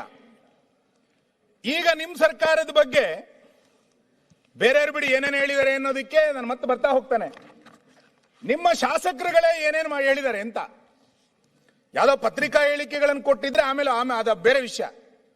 ಮಾನ್ಯ ಮುಖ್ಯಮಂತ್ರಿಗಳ ಆರ್ಥಿಕ ಸಲಹೆಗಾರರು ನವೆಂಬರ್ 18ನೇ ತಾರೀಕಿಗೆ ಮುಖ್ಯಮಂತ್ರಿಗಳದೊಂದು ಪತ್ರ ಬರೀತಾರೆ. ಆ ಪತ್ರ ಎಲ್ಲ ಓದಲ್ಲ, 2 ಲೈನ್ ಓದ್ತೀನಿ ಅಷ್ಟೇ. ಏನು, ನಿಮ್ ಸರ್ಕಾರದ ಕರಪ್ಷನ್ ಹೆಂಗಿದೆ ಅಂತ. ರಾಜ್ಯ ಸರ್ಕಾರಕ್ಕೆ ಅಪಾರ ಪ್ರಮಾಣದ ರಾಜಧನ ನಷ್ಟ ಉಂಟುವಾಗುತ್ತಿದೆ. ಇದರಲ್ಲಿ ಗಣಿ ಭೂವಿಜ್ಞಾನ ಇಲಾಖೆಯ ಅಧಿಕಾರಿಗಳು, ಸಿಬ್ಬಂದಿಗಳು, ಇತರ ಸ್ಥಳೀಯ ಅಧಿಕಾರಿಗಳು ಶಾಮೀಲಾಗಿ ಭಾರೀ ಭ್ರಷ್ಟಾಚಾರ ನಡೆಸುತ್ತಿದ್ದಾರೆ. ಬ್ರಾಕೆಟ್ನಲ್ಲಿ ಐ ಕರಪ್ಷನ್ ನಡೀತಾ ಇದೆ ಅಂತೇಳಿ ಮುಖ್ಯಮಂತ್ರಿಗಳ ಆರ್ಥಿಕ ಸಲಹೆಗಾರರು ಮುಖ್ಯಮಂತ್ರಿಗಳಿಗೆ ಪತ್ರ ಬರೀತಾರೆ. ಈ ಕೆಳಕಂಡಂತ ಭ್ರಷ್ಟ ಅಧಿಕಾರಿಗಳನ್ನ ತಕ್ಷಣ ವರ್ಗಾವಣೆ ಮಾಡಿ ಅಂತೇಳಿ 3 ಪುಟದ ಪತ್ರವನ್ನು ಅವರು ಬರೀತಾರೆ. ನಿಮ್ಮಲ್ಲಿರುವಂತ ಕ್ಯಾಬಿನೆಟ್ ದರ್ಜೆಯಲ್ಲಿರುವಂತ ಒಬ್ಬ ಆರ್ಥಿಕ ಸಲಹೆಗಾರರೇ ಈ ರಾಜ್ಯದಲ್ಲಿ ಭ್ರಷ್ಟ ಅಧಿಕಾರಿಗಳಿದ್ದಾರೆ, ರಾಜಧನ ನಷ್ಟ ಆಗ್ತಾ ಇದೆ ಅಂತ ಅಂದಾಗ್ಲೂ ಕೂಡ ನಿಮ್ ಸರ್ಕಾರಕ್ಕೇನು ಅನ್ನಿಸ್ಲೇ ಇಲ್ಲ. ಮಾನ್ಯ BR ಪಾಟೀಲ್ ಹೇಳ್ತಾರೆ,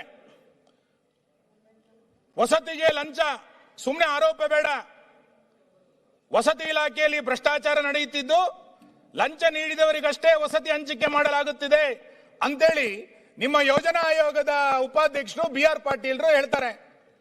ಸಾಮಾನ್ಯ ಬಡವರಿಗೆ ತೆಗೆದುಕೊಳ್ಳುವಂತ ವಸತಿ ಯೋಜನೆಯನ್ನ ದುಡ್ಡು ಕೊಟ್ರೆ ಮಾತ್ರ ಕೊಡುತ್ತೆ ಎನ್ನುವಂತ ಮಾತನ್ನ ನಿಮ್ಮ ಮಂತ್ರಿಮಂಡಲದಲ್ಲಿರುವಂತಾರೆ, ನಿಮ್ಮ ಸರ್ಕಾರದಲ್ಲಿರುವಂತಾರೆ ಹೇಳುವಂತ ಮಾತಿದು. ಇನ್ನು ಕಾಂಟ್ರಾಕ್ಟ್ದಾರ ಸಂಘಕ್ಕೆ ಪತ್ರ ಹೋಗಿ ನಾನು ಬರ್ತೇನೆ. ಕಾಂಟ್ರಾಕ್ಟ್ ಸಂಘದವರು ಪತ್ರ ಬರೆದು ಮುಖ್ಯಮಂತ್ರಿಗಳಿಗೆ ಹೇಳ್ತಾರೆ, ಎಲ್ಲದನ್ನು ಹೇಳಕ್ ಹೋಗಲ್ಲ, ಇಂದಿನ ಸರ್ಕಾರಕ್ಕಿಂತ ಅಂದ್ರೆ ಲಾಸ್ಟ್ ಸರ್ಕಾರಕ್ಕಿಂತ ಹೆಚ್ಚಿಗೆ ಕಮಿಷನ್ ಅನ್ನ ಆಯಾ ಇಲಾಖೆ ಅಧಿಕಾರಿಗಳು ಪಡೆಯುತ್ತಿದ್ದಾರೆ. ಸಂಬಂಧಪಟ್ಟ ಸಚಿವರನ್ನು ಭೇಟಿ ಮಾಡಿ ಭ್ರಷ್ಟಾಚಾರದ ಬಗ್ಗೆ ಅವರಿಗೆ ಗಮನಕ್ಕೆ ತಂದಿರುತ್ತೇನೆ. ಆದರೂ ಸಹ ಎಲ್ಲ ಇಲಾಖೆಗಳಲ್ಲಿ ಕಮಿಷನ್ ಜಾಸ್ತಿ ಆಗಿದೆಯೇ ವಿನ ಕಡಿಮೆ ಆಗಿಲ್ಲ ಅಂತೇಳಿ ನಿಮ್ಮ ಸರ್ಕಾರದ ಬಗ್ಗೆ ರಾಜ್ಯ ಕಾಂಟ್ರಾಕ್ಟ್ ಅಸೋಸಿಯೇಷನ್ ಅವರು ಪತ್ರ ಬರೀತಾರೆ. ಇಷ್ಟೆಲ್ಲ ಭ್ರಷ್ಟಾಚಾರ ನಡೀತಾ ಇದ್ರು ಕೂಡ ಯಾಕೆ ಸರ್ಕಾರಕ್ಕೆ ಏನು ಅನ್ನಿಸ್ಲಿಲ್ಲ? ನಿನ್ನೆ ಅಬ್ಕಾರಿ ಮಾರಾಟ ಸಂಘದ ಅಸೋಸಿಯೇಷನ್ ಅಧ್ಯಕ್ಷರು ಗುರುಸ್ವಾಮಿ ಅವರು ಒಂದು ಇಂಟರ್ವ್ಯೂನಲ್ಲಿ ಹೇಳ್ತಾರೆ, ಇಂಟರ್ವ್ಯೂ ಎಲ್ಲದೂ ಹೋಗಲ್ಲ, ನಾನು 2 ಪ್ಯಾರ ಮಾತ್ರ ಓದ್ತೇನೆ ಇಂಟರ್ವ್ಯೂನಲ್ಲಿ. ಪತ್ರಕರ್ತ ಕೇಳ್ತಾರೆ, ಭ್ರಷ್ಟಾಚಾರ ಹೇಗೆ ನಡೆಯುತ್ತದೆ ಸ್ವಲ್ಪ ಬಿಡಿಸಿ ಹೇಳಿ ಅಂತ. ಅದಕ್ಕೆ ಅವ್ರು ಬಾರಿ ಒಂದು ಒಳ್ಳೆ ಸೆಂಟೆನ್ಸ್ ಬಳಸ್ತಾರೆ. ಹೊಸ ಪರವಾನಗಿ ಕೊಟ್ಟಿದ್ಲ ಎನ್ನುತ್ತಲೇ 5-6 ವರ್ಷಗಳಿಂದ ಡಿಮ್ಯಾಂಡ್ ಇದ್ದಂತ CL7 ನಮೂನೆಯ 2,000 ಲಿಕ್ಕರ್ ಲೈಸೆನ್ಸ್ ಅನ್ನು ಕೊಟ್ಟಿದ್ದಾರೆ. ಇದಕ್ಕೆ 50 ಲಕ್ಷದಿಂದ 1.5 ಕೋಟಿ ರೂಪಾಯಿಯವರೆಗೆ ಸಮಥಿಂಗ್ ನಡೆದಿದೆ, ಇದು ಓಪನ್ ಸೀಕ್ರೆಟ್ ಅಂತ ಹೇಳಿ ಆರೋಪಕ್ಕೆ ದಾಖಲೆ ಏನಾದ್ರು ಕೊಡ್ತೀರಾ ಅಂತ ಕೇಳಿದಾಗ ಅವ್ರು ಹೇಳ್ತಾರೆ, ಅಬ್ಕಾರಿ DC SP-ನೇ ಕೋಟಿ ಕೇಳಿ 25 ಲಕ್ಷ ತೆಗೆದುಕೊಳ್ಳಾಗ ಸಿಕ್ಕಿ ಹಾಕಿಕೊಂಡಿದ್ದಾರೆ, ಇದಕ್ಕಿಂತ ಸಾಕ್ಷಿ ಬೇಕಾ? ಲಂಚಕ್ಕೆ ಎಲ್ಲಾದ್ರೂ ದಾಖಲೆ ಸಿಗುತ್ತಾ? ಇದೆಲ್ಲ ಕಾಮನ್ ಸೆನ್ಸ್ ಅಲ್ವಾ ಅಂತೇಳಿ ಅವರು ಪತ್ರ ಬರೆದು, ನಾನು ಇದನ್ನ ಬಗೆಹರಿಸ್ತಿಲ್ಲ ಅಂತಂದ್ರೆ ರಾಹುಲ್ ಗಾಂಧಿಗೆ ಪತ್ರ ಬರೀತೀನಿ, ರಾಹುಲ್ ಗಾಂಧಿನ ಭೇಟಿ ಮಾಡ್ತೀನಿ ಅಂತೇಳಿ ಮದ್ಯ ಮಾರಾಟ ಸಂಘದ ಅಧ್ಯಕ್ಷರು ಹೇಳ್ತಾರೆ. ಅಂದ್ರೆ ಇಷ್ಟೆಲ್ಲ ಕರಪ್ಷನ್ಗಳನ್ನ ನಿಮ್ಮ ಸರ್ಕಾರ ಇಷ್ಟು ವ್ಯಾಪಕವಾಗಿ ಸಮಥಿಂಗ್ ಗಳನ್ನ ಮಾಡ್ತಾ ಇದ್ರು ಕೂಡ ನಿಮ್ ಸರ್ಕಾರ ಬಾರಿ ಒಳ್ಳೆ ಸರ್ಕಾರ ಅಂತ ಹೆಂಗ್ ಹೇಳೋದು ನಾವು? ನಾನು ಪತ್ರಕರ್ತನಾಗಿ ಕೆಲಸ ಮಾಡಿದ್ದೆ ಮಾನ್ಯ ಅಧ್ಯಕ್ಷರೇ. ಅವಾಗ ಅಡ್ವರ್ಟೈಸ್ಮೆಂಟ್ಗಳಿಗೆ ಪತ್ರಿಕೆಗಳಿಗೆ ಬಂದಾಗ ಸೆಂಟಿಮೀಟರ್ಗೆ ಇಷ್ಟು ದುಡ್ಡು ಕೊಡಬೇಕು ಅಂತ ಫಿಕ್ಸ್ ಮಾಡ್ತಾರೆ ಪತ್ರಕರ್ತರು. ನಾನು ಪತ್ರಕರ್ತನಾಗಿದ್ದೆ. ಬೆಂಗಳೂರಿನಲ್ಲಿ ಚದರ ಅಡಿಗೆ ಮನೆ ಕಟ್ಟಬೇಕು ಅಂದ್ರೆ ಇಷ್ಟು ಫಿಕ್ಸ್ ಮಾಡಿದ್ದಾರೆ. ಈಗ ಸ್ಕ್ವೇರ್ ಫೀಟಿಗೆ ಇಷ್ಟು ಅಂತ, ಸ್ಕ್ವೇರ್ ಫೀಟಿಗೆ ಇಷ್ಟು ಕೊಟ್ರೆ ಮಾತ್ರ ಅನುಮತಿ, ಇಲ್ಲಾಂದ್ರೆ ಮನೆ ಕಟ್ಟಲಿಕ್ಕೆ ಆಗದಲ್ಲೇ ಇರುವಂತಹ ಪರಿಸ್ಥಿತಿ ರಾಜಧಾನಿ ಬೆಂಗಳೂರಿನಲ್ಲಿ ನಡೀತಾ ಇದೆ. ಯಾರು ಕೇಳೋರು ಯಾರಿಲ್ಲ ಈ ಸರ್ಕಾರಕ್ಕೆ? ಭ್ರಷ್ಟಾಚಾರಕ್ಕೆ ಎಲ್ಲರೂ ಒಂದ್ ಕಡೆ ನಿಂತಿದೆ. ಹಂಗಾರೆ ಜಲಸಂಪನ್ಮೂಲ ಇಲಾಖೆನಲ್ಲಿ ಭಾರಿ ಪ್ರಮಾಣದ ಭ್ರಷ್ಟಾಚಾರ ಆಗಿದೆ ವರ್ಗಾವಣೆಯಲ್ಲಿ ಅಂತೇಳಿ ಎಷ್ಟು ಸರಿ ತಡೆ ಹೋಗಿದ್ದು ವಾಪಸ್ ಬಂದಿದ್ದು ನೋಡ್ಲಿಲ್ವಾ ನಾವು?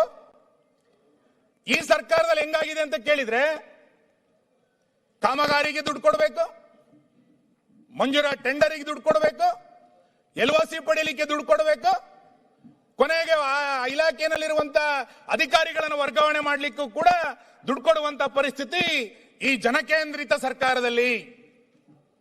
ಇದು ಜನಕೇಂದ್ರಿತ ಸರ್ಕಾರನೋ ಲಂಚ ಕೇಂದ್ರಿತ ಸರ್ಕಾರನೋ? ಬಿಲ್ ಪೇಮೆಂಟ್ ಮಾಡಬೇಕಾದ್ರೂ ಈ ಸರ್ಕಾರದಲ್ಲಿ ದುಡ್ಡು ಕೊಡಬೇಕು ಅನ್ನುವಂತ ಪರಿಸ್ಥಿತಿ ಯಾಕೆ ಸರ್ಕಾರಕ್ಕೆ ಬಂತು? ಮಾನ್ಯ ಅಧ್ಯಕ್ಷರೇ, ಈ ಸರ್ಕಾರದಲ್ಲಿ ಲಂಚತನದ ಬೇಗುದಿಗೆ ಎಷ್ಟು ಜನ ಅಧಿಕಾರಿಗಳ ಆತ್ಮಹತ್ಯೆ ಆಯಿತು? ಈ ಸರ್ಕಾರಕ್ಕೆ ಎಲ್ಲರೂ ಒಂದು ಕಡೆಗೆ ಅನ್ನಿಸ್ಬೇಕಲ್ಲ. ಇಷ್ಟೆಲ್ಲ ದೊಡ್ಡ ಪ್ರಮಾಣದಲ್ಲಿ ಭ್ರಷ್ಟಾಚಾರ ನಡೆದಾಗ್ಲೂ ಕೂಡ ನನಗನ್ಸುತ್ತೆ ಮಾನ್ಯ ಅಧ್ಯಕ್ಷರೇ, ನೀವು ಬೇರೆ ಬೇರೆ ಸಂದರ್ಭಗಳಲ್ಲಿ ರಾಜ್ಯಪಾಲರ ಆಡಳಿತವನ್ನ, ಸಂವಿಧಾನವನ್ನ ದುರುಪಯೋಗ ಮಾಡಿ 90 ಸರ್ಕಾರಗಳನ್ನ ವಜಾ ಮಾಡಿದ್ರಿ. ಭ್ರಷ್ಟಾಚಾರಕ್ಕೆ ಮತ್ತು ದುರಾಡಳಿತಕ್ಕೆ ಯಾವುದಾದ್ರೂ ಒಂದು ಸರ್ಕಾರವನ್ನ ವಜಾ ಮಾಡುವಂತ ಅರ್ಹತೆ ಇದ್ರೆ ಅದು ಕರ್ನಾಟಕ ಸರ್ಕಾರಕ್ಕೆ. ಅಷ್ಟು ದೊಡ್ಡ ಪ್ರಮಾಣದ ಭ್ರಷ್ಟಾಚಾರ ಮತ್ತು ದುರಾಡಳಿತವನ್ನ ಈ ಸರ್ಕಾರ ಇವತ್ತು ಮಾಡ್ತಾ ಬಂದಿದೆ. ಈ ಹಿನ್ನೆಲೆಯಲ್ಲಿ ಮಾನ್ಯ ಅಧ್ಯಕ್ಷರೇ, ಈ ರೀತಿ ಅಳಿತಪ್ಪಿದಂತ ಆಡಳಿತದ ಬಗ್ಗೆ ಸುಳ್ಳು ಎಳೆಸುವಂತ ಪ್ರಯತ್ನವನ್ನ ನಿಮ್ಮ ರಾಜ್ಯಪಾಲರ ಭಾಷಣದಲ್ಲಿ ಈ ಸರ್ಕಾರ ಮಾಡಲಿಕ್ಕೆ ಹೊರಟಿದೆ. ಇನ್ನೆರಡನೇ ಸಂಗತಿ, ಹದತಪ್ಪಿದ ನಾಯಕತ್ವ. ನಾನು ಆರಂಭದಲ್ಲಿ ಹೇಳಿದೆ, ಒಂದು ರಾಜ ನಾಯಕತ್ವ ಚೆನ್ನಾಗಿದ್ರೆ, ನಾಯಕನಿಗೆ ಎಲ್ಲರೂ ದೊಡ್ಡ ಪ್ರಮಾಣದಲ್ಲಿ ಬೆಂಬಲ ಕೊಡ್ತಾ ಇದ್ರೆ, ರಾಜನಿಗೆ ಕಳಕಳಿ ಇದ್ರೆ ಆಡಳಿತ ಹೆಂಗಿರುತ್ತೆ? ಕಳಕಳಿಯೇ ಇಲ್ಲ, ಜನಪರವಾದಂತೆ ಆಲೋಚನೆಗಳನ್ನೇ ಮಾಡೋದಿಲ್ಲ ಅಂತಂದಾಗ ನಾಯಕತ್ವ ಹದ ತಪ್ಪಿದ್ರೆ ಹೆಂಗ ಆಡಳಿತ ನಡೆಯುತ್ತೆ ಅನ್ಲಿಕ್ಕೆ ಜಾತಿ ಗಣತಿಯನ್ನ ಈ ಸರ್ಕಾರ ತಿರಸ್ಕಾರ ಮಾಡಿದೆ. ಕಾಂತರಾಜು ಆಯೋಗದ ವರದಿಯನ್ನ ಈ ಸರ್ಕಾರ ತಿರಸ್ಕಾರ ಮಾಡಿದೆ. ನಾವು ಮಾನ್ಯ ಸಿದ್ದರಾಮಯ್ಯನವ್ರನ್ನ ಬೇರೆ ಬೇರೆ ಸಂದರ್ಭಗಳಲ್ಲಿ ಪತ್ರಕರ್ತರು ಹೇಳ್ತಾರೆ, ಜನಮಾನಸದ ಒಂದು ಅಭಿಪ್ರಾಯ, ಸಿದ್ದರಾಮಯ್ಯನವರು OBC ಪರವಾಗಿದ್ದಾರೆ, SC ST ಪರವಾಗಿದ್ದಾರೆ, ಅವ್ರಿಗೆ ಬಹಳ ದೊಡ್ಡ ಪ್ರಮಾಣದಲ್ಲಿ ನ್ಯಾಯ ಕೊಟ್ಟಿದ್ದಾರೆ ಅಂತೆಲ್ಲ ಮಾತಾಡ್ತಾರೆ. ಇರ್ಬೋದು, ನಾನು ಇಲ್ಲ ಅಂತ ಅನ್ನೋದಕ್ಕೆ ನಾನು ಪೂರ್ಣ ಅದನ್ನು ಅಲ್ಲೆಗಳಿಗೆ ಹೋಗಲ್ಲ. ಆದ್ರೆ ಕಾಂತರಾಜು ವರದಿಯನ್ನ ನಾನು ಜಾರಿಗೆ ತರ್ತೀನಿ, ಬಿಡೋದಿಲ್ಲ, ವರದಿಯನ್ನ ತೆಗೆದುಕೊಳ್ತೀನಿ ಅಂತ ಹೇಳಿ ಬಹಳ ದೊಡ್ಡ ಪ್ರಮಾಣದಲ್ಲಿ ಸಿದ್ದರಾಮಯ್ಯನವರ ಸ್ಟೈಲ್ನಲ್ಲಿ ಓಂಕರಿಸಿದಂತ ಮುಖ್ಯಮಂತ್ರಿಗಳು ಯಾಕೆ ನಿಮ್ಮ ಸಚಿವ ಸಂಪುಟದಲ್ಲಿ ಅದಕ್ಕೆ ಬಹಳ ದೊಡ್ಡ ಪ್ರಮಾಣದ ವಿರೋಧ ಆಯಿತು? ನಿಮ್ಮ ನಾಯಕತ್ವ ಅದನ್ನ ಇಡ್ಲಿಲ್ಲ ಅಂತ ನಾನು ಅದಕ್ಕೆ ಹೇಳೋದು. ನಿಮ್ಮ ಸಚಿವ ಸಂಪುಟದಲ್ಲಿ ಯಾಕೆ ಅದಕ್ಕೆ ಬಹಳ ದೊಡ್ಡ ಪ್ರಮಾಣದಲ್ಲಿ ವಿರೋಧ ವ್ಯಕ್ತ ಆಯಿತು?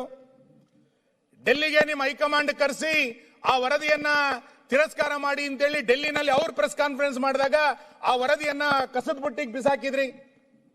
ನಂತರ ಹೊಸ ಸಾಮಾಜಿಕ ಶೈಕ್ಷಣಿಕ ಸಮಸ್ಯೆ ಅಂತೇಳಿ ಅದನ್ನ ತರಲಿಕ್ಕೆ ಹೊರಟಿದ್ರಿ. ನಿಮಗೆ ಬದ್ಧತೆ ಇದ್ದಿದ್ರೆ ಆ ವರದಿಯನ್ನ 10 ವರ್ಷದ ನಂತರ ಯಾಕೆ ಪೆಂಡಿಂಗ್ ಇಟ್ರಿ? ಆ ವರದಿಯನ್ನ ತಿರಸ್ಕರಿಸ್ಕ ಮಾಡ್ಲಿಕ್ಕೆ ನನಗೆ ಬಂದಿದಂತ ಒತ್ತಡ ಏನು?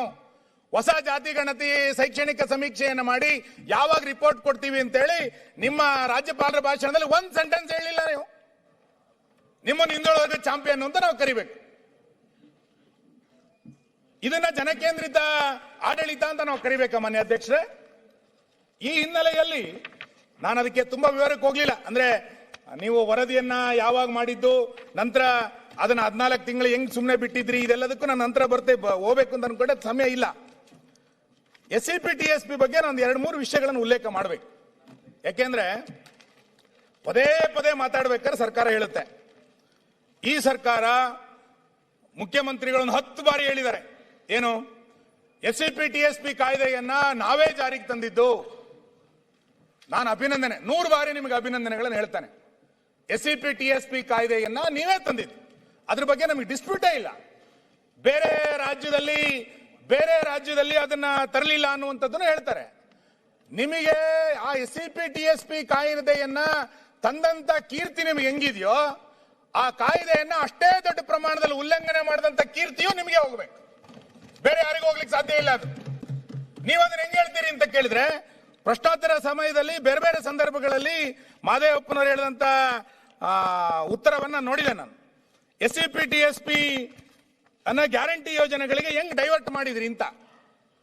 2023-24ರಲ್ಲಿ ಶಕ್ತಿ ಯೋಜನೆಗೆ 812 ಕೋಟಿ, 24-25ರಲ್ಲಿ 1451 ಕೋಟಿ, 25-26ರಲ್ಲಿ 1537 ಕೋಟಿ, ಒಟ್ಟು 38,860 ಕೋಟಿ ರೂಪಾಯಿಯನ್ನ ಒಟ್ಟು ಟೋಟಲ್ 5 ಗ್ಯಾರಂಟಿಗಳಿಗೆ ನೀವು ಡೈವರ್ಟ್ ಮಾಡಿದ್ರಿ. ನಾನು ಅದಕ್ಕೆ ವಿವರ ಓದಕ್ಕೆ ಹೋಗಲ್ಲ. 5 ಗ್ಯಾರಂಟಿ ಯೋಜನೆಗಳಿಗೆ SCP TSP ಯೋಜನೆಯನ್ನ ಡೈವರ್ಟ್ ಮಾಡಿ ನಾನು SCP TSP ಪರವಾಗಿದ್ದೀನಿ ಅಂತ ಈ ಸರ್ಕಾರ ಹೇಳಿದ್ರೆ ಹೆಂಗ್ ಒಪ್ಕೊಳ್ಳೋದು? ನೀವು ಅದಕ್ಕೆ ಏನ್ ಹೇಳ್ತೀರಿ? 7C ಅನ್ನ ನಾವು ತೆಗೆದ್ವಿ, ಅದ್ರ ಪ್ರಕಾರ ನಾವು ರಕ್ಷಣೆ ತಗೊಂಡಿದೀವಿ ಅಂತಾನೆ ಬೇರೆ ಬೇರೆ ಸಂದರ್ಭಗಳಲ್ಲಿ ಉತ್ತರದಲ್ಲಿ ಹೇಳಿದಿರಿ, ಮತ್ತೆ ಪದೇ ಪದೇ ಅದನ್ನ ಹೇಳಕ್ ಹೊರಟಿದಿರಿ. ಕಾಯ್ದೆ ಏನ್ ಹೇಳುತ್ತೆ? ನಾನು ಕಾಯ್ದೆ ಸುಮ್ಮನೆ ಓದ್ತೇನೆ. ಕಾಯ್ದೆ ಏನ್ ಹೇಳುತ್ತೆ? 7C ಕಾಯ್ದೆನಲ್ಲಿ ಏನ್ ಹೇಳುತ್ತೆ ಅಂತ ಕೇಳಿದ್ರೆ, ಸಾಮಾನ್ಯ ಸಾಮಾಜಿಕ ವಲಯ ಸ್ಕೀಮ್ಗಳು ಅಂದರೆ ಉಪಯೋಜನೆಗಳಲ್ಲಿ ಸೇರಿಸಿರುವ ಶಿಕ್ಷಣ, ಆರೋಗ್ಯ, ಮಹಿಳಾ ಮತ್ತು ಮಕ್ಕಳ ಕಲ್ಯಾಣ, ಕಾರ್ಮಿಕ, ದೈಹಿಕ ವಿಕಲಚೇತನರ ಸ್ಕೀಮ್ಗಳು ಅಂತ ಹೇಳ್ತಾರೆ. ಹಂಗಾರೆ ನಿಮ್ದು ಆ ಬಿಟ್ಟು ಉಳಿದೆಲ್ಲ ಇಲಾಖೆಗಳನ್ನು ಸೇರಿಸಿದಿರಿ. ಅದಾದ ನಂತರ ಮುಂದೇನು ಹೇಳ್ತೀರಿ ಅಂತ ಕೇಳಿದ್ರೆ, ಅನುಸೂಚಿತ ಜಾತಿಗಳು, ಅನುಸೂಚಿತ ಪಂಗಡಗಳ ಫಲಾನುಭವಿಗಳ ಜನಸಂಖ್ಯೆಯ ಪ್ರಮಾಣಕ್ಕನುಗುಣವಾಗಿ ಅನುಸೂಚಿತ ಜಾತಿಗಳ ಬುಡಕಟ್ಟು ಯೋಜನೆಯಲ್ಲಿ ತೆಗೆದುಕೊಳ್ಳೋದು ಅಂತ ಹೇಳಿ ಕಾಯ್ದೆ ಮುಂದೇನು ಹೇಳುತ್ತೆ ಅಂತ ಕೇಳಿದ್ರೆ, ಪೇಜ್ ನಂಬರ್ 34, ಅರ್ಹ ಫಲಾನುಭವಿಗಳ ಪಟ್ಟಿಯನ್ನು ಅಂತಿಮವಾಗಿ ಹಂತವಾರು ಆಯ್ಕೆ ಮಾಡಲು ಸಂಬಂಧಪಟ್ಟ ಆಯ್ಕೆ ಸಮಿತಿಯ ಮುಂದೆ ಸಲ್ಲಿಸಬೇಕು. ಆಯ್ಕೆ ಮಾಡಿದ ತರುವಾಯ ಪಟ್ಟಿಯನ್ನು ಪ್ರಕಟಿಸಬೇಕು ಅಂತ ಹೇಳ್ತಾರೆ ಅವರು.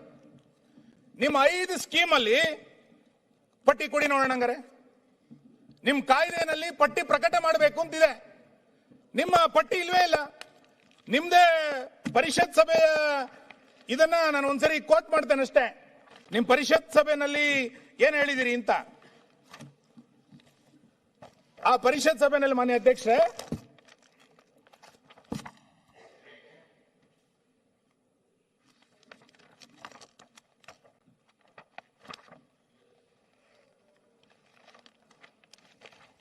ನಾನು ಕಳೆದ ಬಾರಿ ಹೇಳಿದೆ, ಶಕ್ತಿ ಯೋಜನೆಯಲ್ಲಿ ಪಟ್ಟಿ ಕೊಡಿ ಅಂತ.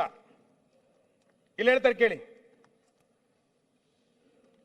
ನಿಮ್ ನೋಡಲ್ ಏಜೆನ್ಸಿನಲ್ಲಿ ಅವ್ರು ಹೇಳೋದು, ಶಕ್ತಿ ಯೋಜನೆ SCP TSP ನಲ್ಲಿ 1060 ಲಕ್ಷ, TSP ನಲ್ಲಿ 477 ಲಕ್ಷ, ಒಟ್ಟು 1537 ಲಕ್ಷವನ್ನು ಖರ್ಚು ಮಾಡಿದಿರಿ ಅಂತ ಹೇಳಿ ಕೊನೆಗೆ ನೋಡಲ್ ಏಜೆನ್ಸಿಯ ಶಿಫಾರಸು ಅನುಮೋದಿಸಬಹುದು, ಆದರೆ ಮಹಿಳಾ ಪ್ರಯಾಣಿಕರಿಗೆ ಸ್ಮಾರ್ಟ್ ಕಾರ್ಡ್ ನೀಡಿ SC/ST ಫಲಾನುಭವಿಗಳ ನಿಖರ ಅಂಕಿಅಂಶಗಳನ್ನು ನೀಡುವುದು ಅಂತ ಹೇಳಿದೆ. 3 ವರ್ಷದ ಅಂಕಿಅಂಶದ ಪಟ್ಟಿ ಕೊಡಿ ನೋಡೋಣ ಈ ಸರ್ಕಾರ. ಶಕ್ತಿ ಯೋಜನೆಯಲ್ಲಿ ಪರಿಶಿಷ್ಟ ಜಾತಿ ಪಂಗಡದವರು ಎಷ್ಟು ಪ್ರಯಾಣ ಮಾಡಿದ್ರು, ಗೃಹಲಕ್ಷ್ಮಿಗೆ ಪರಿಶಿಷ್ಟ ಜಾತಿ ಪಂಗಡದ ಪಟ್ಟಿ, ಶಕ್ತಿಯ ನಿಮ್ಮ ವಿದ್ಯುತ್ತಿನ ಪಟ್ಟಿ ಕೊಡಿ ನೋಡೋಣ. ಸಂಪೂರ್ಣವಾಗಿ ಇಡೀ ಕಾಯ್ದೆಯನ್ನು ಉಲ್ಲಂಘನೆ ಮಾಡಿ ಸುಮಾರು 40,000 ಕೋಟಿ ರೂಪಾಯಿಗೂ ಅಧಿಕ ವೆಚ್ಚದ ದುರುಪಯೋಗ ಮಾಡಿ ಈಗ ನಾವು SC/ST ಕಾಯ್ದೆ ನಾವೇ ತಂದಿದ್ದು, ನಮ್ಮಿಂದನೇ ಆ ಸಮುದಾಯ ಒಳ್ಳೆದಾಗಿದ್ದು, ಶೋಷಿತ ಸಮುದಾಯದ ಪರವಾಗಿ ನಾವಿದ್ದೀವಿ ಎನ್ನುವಷ್ಟರ ಮಟ್ಟಿಗೆ ಈ ಸರ್ಕಾರ ಇವತ್ತು ಹೊರಡಿಕೊಟ್ಟಿದೆ. ಅದಕ್ಕೆ 48ರಲ್ಲಿ ಅಂಬೇಡ್ಕರ್ ಅವರು ಭಾಷಣದಲ್ಲಿ ಹೇಳಿದ್ದು, ಕಾಂಗ್ರೆಸ್ ಒಂದು ಸುಡುವ ಮನೆ, ಯಾರೆಲ್ಲ ಕಾಂಗ್ರೆಸ್ಗೆ ಹೋಗುತ್ತಾರೋ ಅವರೆಲ್ಲ ಸುಟ್ಟು ಹೋಗುತ್ತಾರೆ, ಶೋಷಿತ ಸಮುದಾಯ ಕಾಂಗ್ರೆಸ್ ಬಿಟ್ಟು ಹೊರಗೆ ಬರಬೇಕು ಅಂತೇಳಿ 48ರಲ್ಲಿ ಅಂಬೇಡ್ಕರ್ ಹೇಳಿದ್ದು. ಇವರೆಲ್ಲ ಹಿಂಗ್ ಮಾಡ್ತಾರೆ ಅಂತ ಗೊತ್ತಿತ್ತು ಅವತ್ತೇ ಅವರಿಗೆ. ಇದು ಮಾನ್ಯ ಅಧ್ಯಕ್ಷರೇ ಸರ್ಕಾರದ ಪರಿಸ್ಥಿತಿ. ನಾನು ಮಾನ್ಯ ಮುಖ್ಯಮಂತ್ರಿಗಳಿಗೆ ಇವತ್ತು ಈ ರಾಜ್ಯಪಾಲರ ಭಾಷಣದಲ್ಲಿ ವಿನಂತಿ ಮಾಡೋದು, ಭಕ್ತವತ್ಸಲ ವರದಿ OBCಯ ಪರವಾಗಿ ನೀಡಿದಂತಹ ಒಂದು ವರದಿ. ಇವಾಗ ಬಹಳ ಅರ್ಜೆಂಟ್ ಅಲ್ಲಿ ಇದಿರಲ್ಲ. ಅಲ್ಲ 45 ಮಿನಿಟ್ಸ್ ಆಯ್ತು. ಇಲ್ಲ 45 ಮಿನಿಟ್ಸ್ 30 ಮಿನಿಟ್ಸ್ ಆಗಲಿಲ್ಲ. ಮಾತಾಡ್ಬೇಕು, ಎಲ್ಲರೂ ಮಾತಾಡ್ಬೇಕು. 30 ಮಿನಿಟ್ಸ್ ಅಲ್ಲ ಆಯ್ತು, ಬೇಗ ಹೋಗಿ. ಅಧ್ಯಕ್ಷರೇ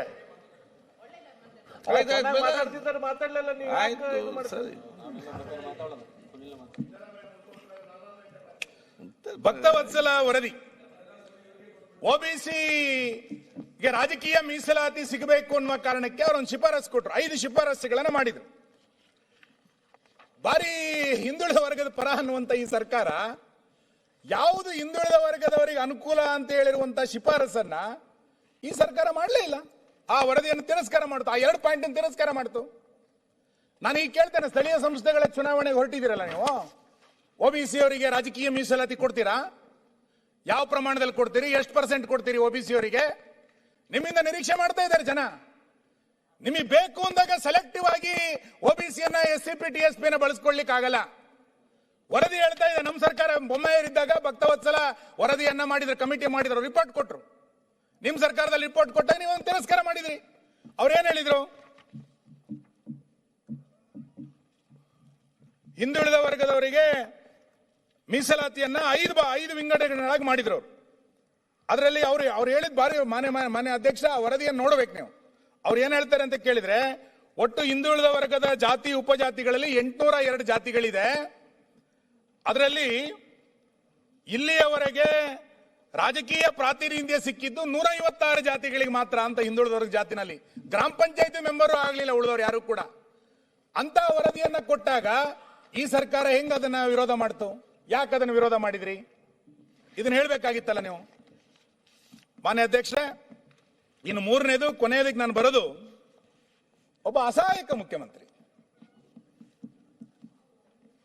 ಸಿದ್ದರಾಮಯ್ಯನವರು ಇಷ್ಟು ಅಸಹಾಯಕರಾಗ್ಬಿಡ್ತಾರೆ ಅಂತ ಕರ್ನಾಟಕದ ಜನ ಯಾವತ್ತೂ ಕೂಡ ನಿರೀಕ್ಷೆ ಮಾಡಲಿಲ್ಲ. ನಂಬರ್ 2ರ ಅಧಿಕಾರದಲ್ಲಿ ಹೆಂಗ ಅಸಹಾಯಕರಾದ್ರು ಅಂತ ಕೇಳಿದ್ರೆ,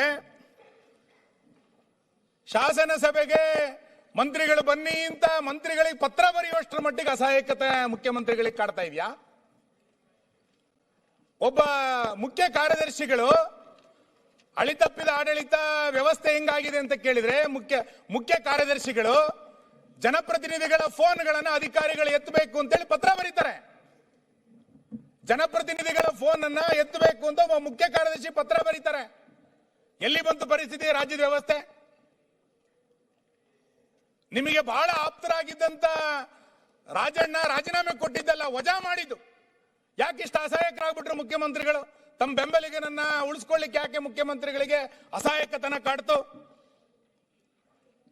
ಕೋಗಿಲು ಘಟನೆಯಲ್ಲಿ ಮಾನ್ಯ ವಿರೋಧ ಪಕ್ಷ ನಾಯಕರ ಮಾತಾಡ್ಬೇಕಾದ್ರೆ ವಿವರಕ್ಕೆ ಹೋಗ್ತಾರೆ. ಕೋಗಿಲು ಘಟನೆಯಲ್ಲಿ ನನಗೆ ಬಹಳ ಆಶ್ಚರ್ಯ ಅನ್ಸೋದು, ಈ ರಾಜ್ಯದಲ್ಲಿ ಯಾರು ಆಡಳಿತ ನಡೆಸ್ತಾ ಇರೋದು ಮಾನ್ಯ ಅಧ್ಯಕ್ಷ?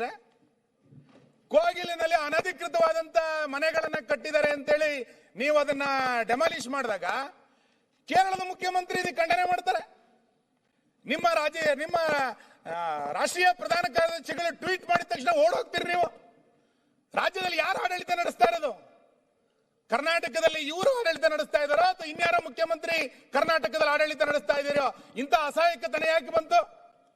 ನೀವು ಮಾಡಿದ್ಯಾರೋ ಇಲ್ಲೀಗಲ್ ಅಲ್ಲ, ಅಲ್ಲಿರುವಂತ ಅನಧಿಕೃತವಾದಂತ ಮನೆಗಳನ್ನ ಹೊಡೆದಾಕಿದ್ರು. ಅದು ಬಾಂಗ್ಲಾದೇಶದ ಇನ್ಯಾವುದು ಅನ್ನೋದು ಚರ್ಚೆ ಆಮೇಲೆ.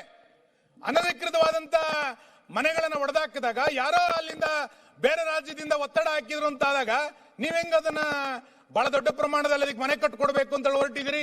ನಮ್ಮ ವಿಶ್ವನಾಥ ಉಳಿದಂತವ್ರು ಅದಕ್ಕೆ ಒಂದು ದೊಡ್ಡ ರಾಜ್ಯಾಧ್ಯಕ್ಷರು ಸಮಿತಿಯ ನೇಮಕ ಮಾಡಿದ್ರು. ಅವರು ಅದಕ್ಕೆ ವರದಿಯನ್ನ ಕೊಟ್ಟಿದ್ದಾರೆ. ಸತ್ಯಶೋಧನಾ ಸಮಿತಿಯ ವರದಿಯನ್ನ ಇವತ್ತು ಕೊಟ್ಟಿದ್ದಾರೆ. ಇಂಥ ಪರಿಸ್ಥಿತಿ, ಅಸಹಾಯಕತನ ಯಾಕೆ ಮುಖ್ಯಮಂತ್ರಿಗಳಿಗೆ ಇವತ್ತು ನಿರ್ಮಾಣ ಆಯಿತು? ನಿಮ್ಮನ್ನ ಹುಲಿಯ ಅಂತ ಕರೀತಾ ಇದ್ರು ಸಾರ್ವಜನಿಕ ಸಭೆಯಲ್ಲಿ ಜನ. ಹೌದು, ಹುಲಿಯ ಅಂತ ಕರೀತಾ ಇದ್ರು. ಪದೇ ಪದೇ ನಿಮ್ಮನ್ನ 2.5 ವರ್ಷ ನಿಮ್ದು 2.5 ವರ್ಷ ನಿಮ್ದು ಅವಧಿ ಮುಗೀತು, ನವೆಂಬರ್ನಲ್ಲಿ ಬದಲಾವಣೆ, ಡಿಸೆಂಬರ್ನಲ್ಲಿ ಬದಲಾವಣೆ, ಹಿಂಗೆ ಹೇಳಿ ಹೇಳಿ ಹೇಳಿ ನಿಮ್ಮನ್ನ ಯಾಕೆ ಅಸಹಾಯಕತನಕ್ಕೆ ತಳ್ತಾ ಇದ್ದಾರೆ? ನಿಮಗೆ ಈ ಅಸಹಾಯಕತನಕ್ಕೆ ಏನ್ ಕಾರಣ? ನಿಮಗೇನಾದ್ರು ಪುತ್ರ ವ್ಯಾಮೋಹ ಕಾಡ್ತಾ ಇದೆಯೋ? ಸ್ವಪಕ್ಷೀಯರ ಬೆದರಿಕೆ ಇದಕ್ಕೆ ಕಾರಣ ಆಗ್ತಾ ಇದೆಯೋ?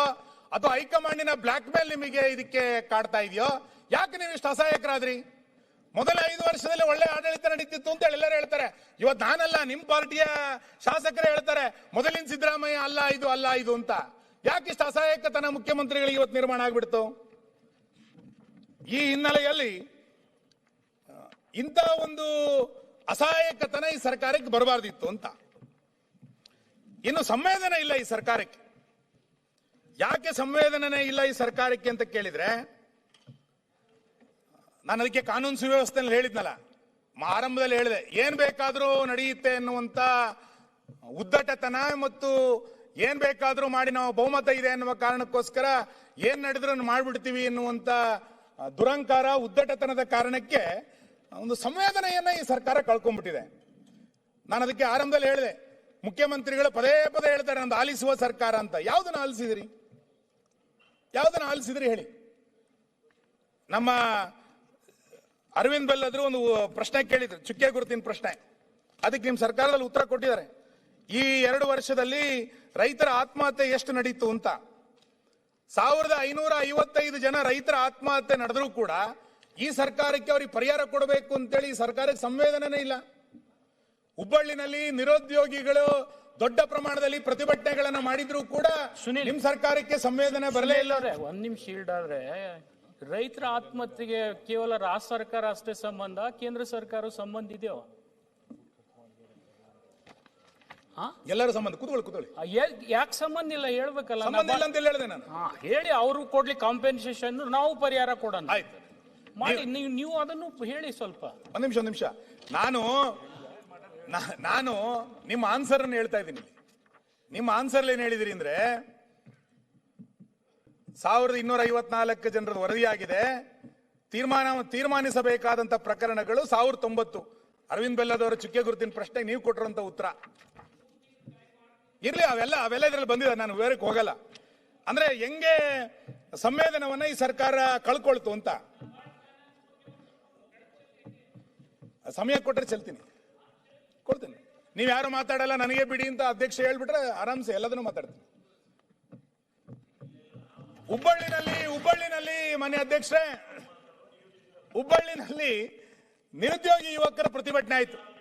2 ಲಕ್ಷ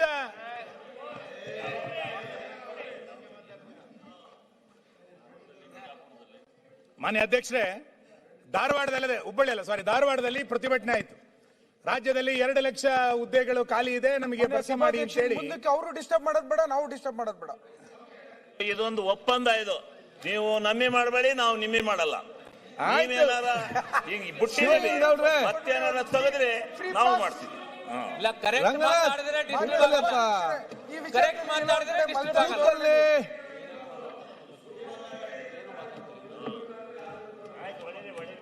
ಮಾನ್ಯ ಅಧ್ಯಕ್ಷರೇ,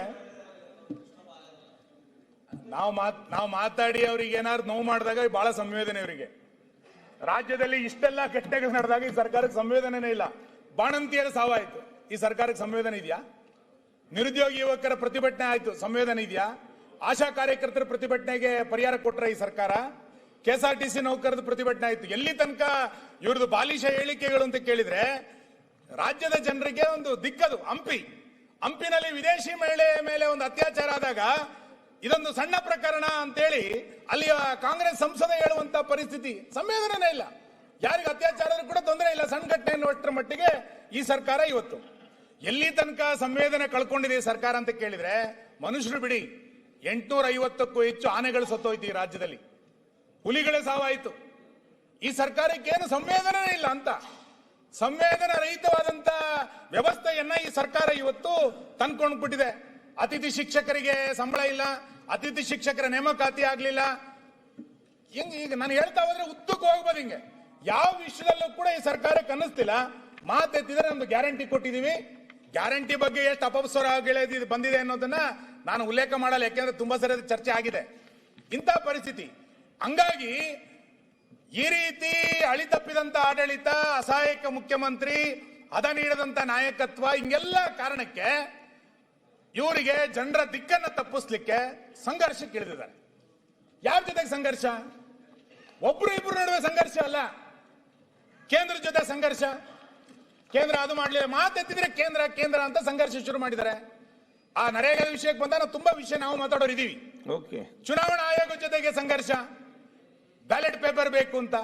ಯಾರ ಕಾಲದಲ್ಲಿ EVM ಬಂದಿದ್ ಮಾನ್ಯ ಅಧ್ಯಕ್ಷ? ಯಾರ ಕಾಲದಲ್ಲಿ EVM ಆಗಿದ್ದು? ನಿಮ್ಮ ರಾಜಕೀಯ ಗುರುಗಳು ರಾಜೀವ್ ಗಾಂಧಿ ಟೈಮ್ ನಲ್ಲಿ, ಅವ್ರ ಟೈಮ್ ಅಲ್ಲಿ EVM ಮಿಷನ್ ಬಂದಿದ್ದು. ಈಗ ಇವರು ಬ್ಯಾಲೆಟ್ ಪೇಪರ್ಗೆ ಹೋಗಿದ್ದಾರೆ. ನಮ್ದು ಸಿಲಿಕಾನ್ ಸಿಟಿ ಅಂತ ಕಿತ್ಕೊಂಡೋಗಿ ಶಿಲಾಯಿಗೆ ತಗೊಂಡು ಹೋಗ್ತೀರಾ? ಏನ್ ನಡೆಸಿದಿರಿ ಸರ್ಕಾರ ಅಂದ್ರೆ?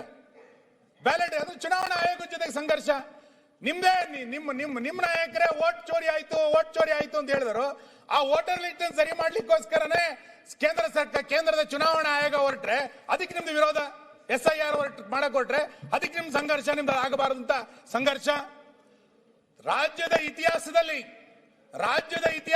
ಮತ್ತೆ ಹೇಳ್ತಾನೆ, ಕನ್ನಡ ಸಾಹಿತ್ಯ ಪರಿಷತ್ತಿನ ಜೊತೆಗೆ ಇವ್ರದ್ದು ಜಗಳ. ಕನ್ನಡ ಸಾಹಿತ್ಯ ಪರಿಷತ್ತಿಗೆ ಆಡಳಿತಾಧಿಕಾರಿ ನೇಮಕ ಮಾಡಿದ್ರು ಅವರು. ಅದೊಂದು ಸ್ವತಂತ್ರ ಸಂಘಟನೆ ಅಂತ ಹೇಳಿತ್ತು, ಮೈಸೂರು ರಾಜರ ಕಾಲದಲ್ಲಿ ಆರಂಭ ಆಗಿದ್ದು. ಅವ್ರ ಜೊತೆ ಸಂಘರ್ಷ ಮಾಡಿ ಅವರಿಗೆ ಇವತ್ತು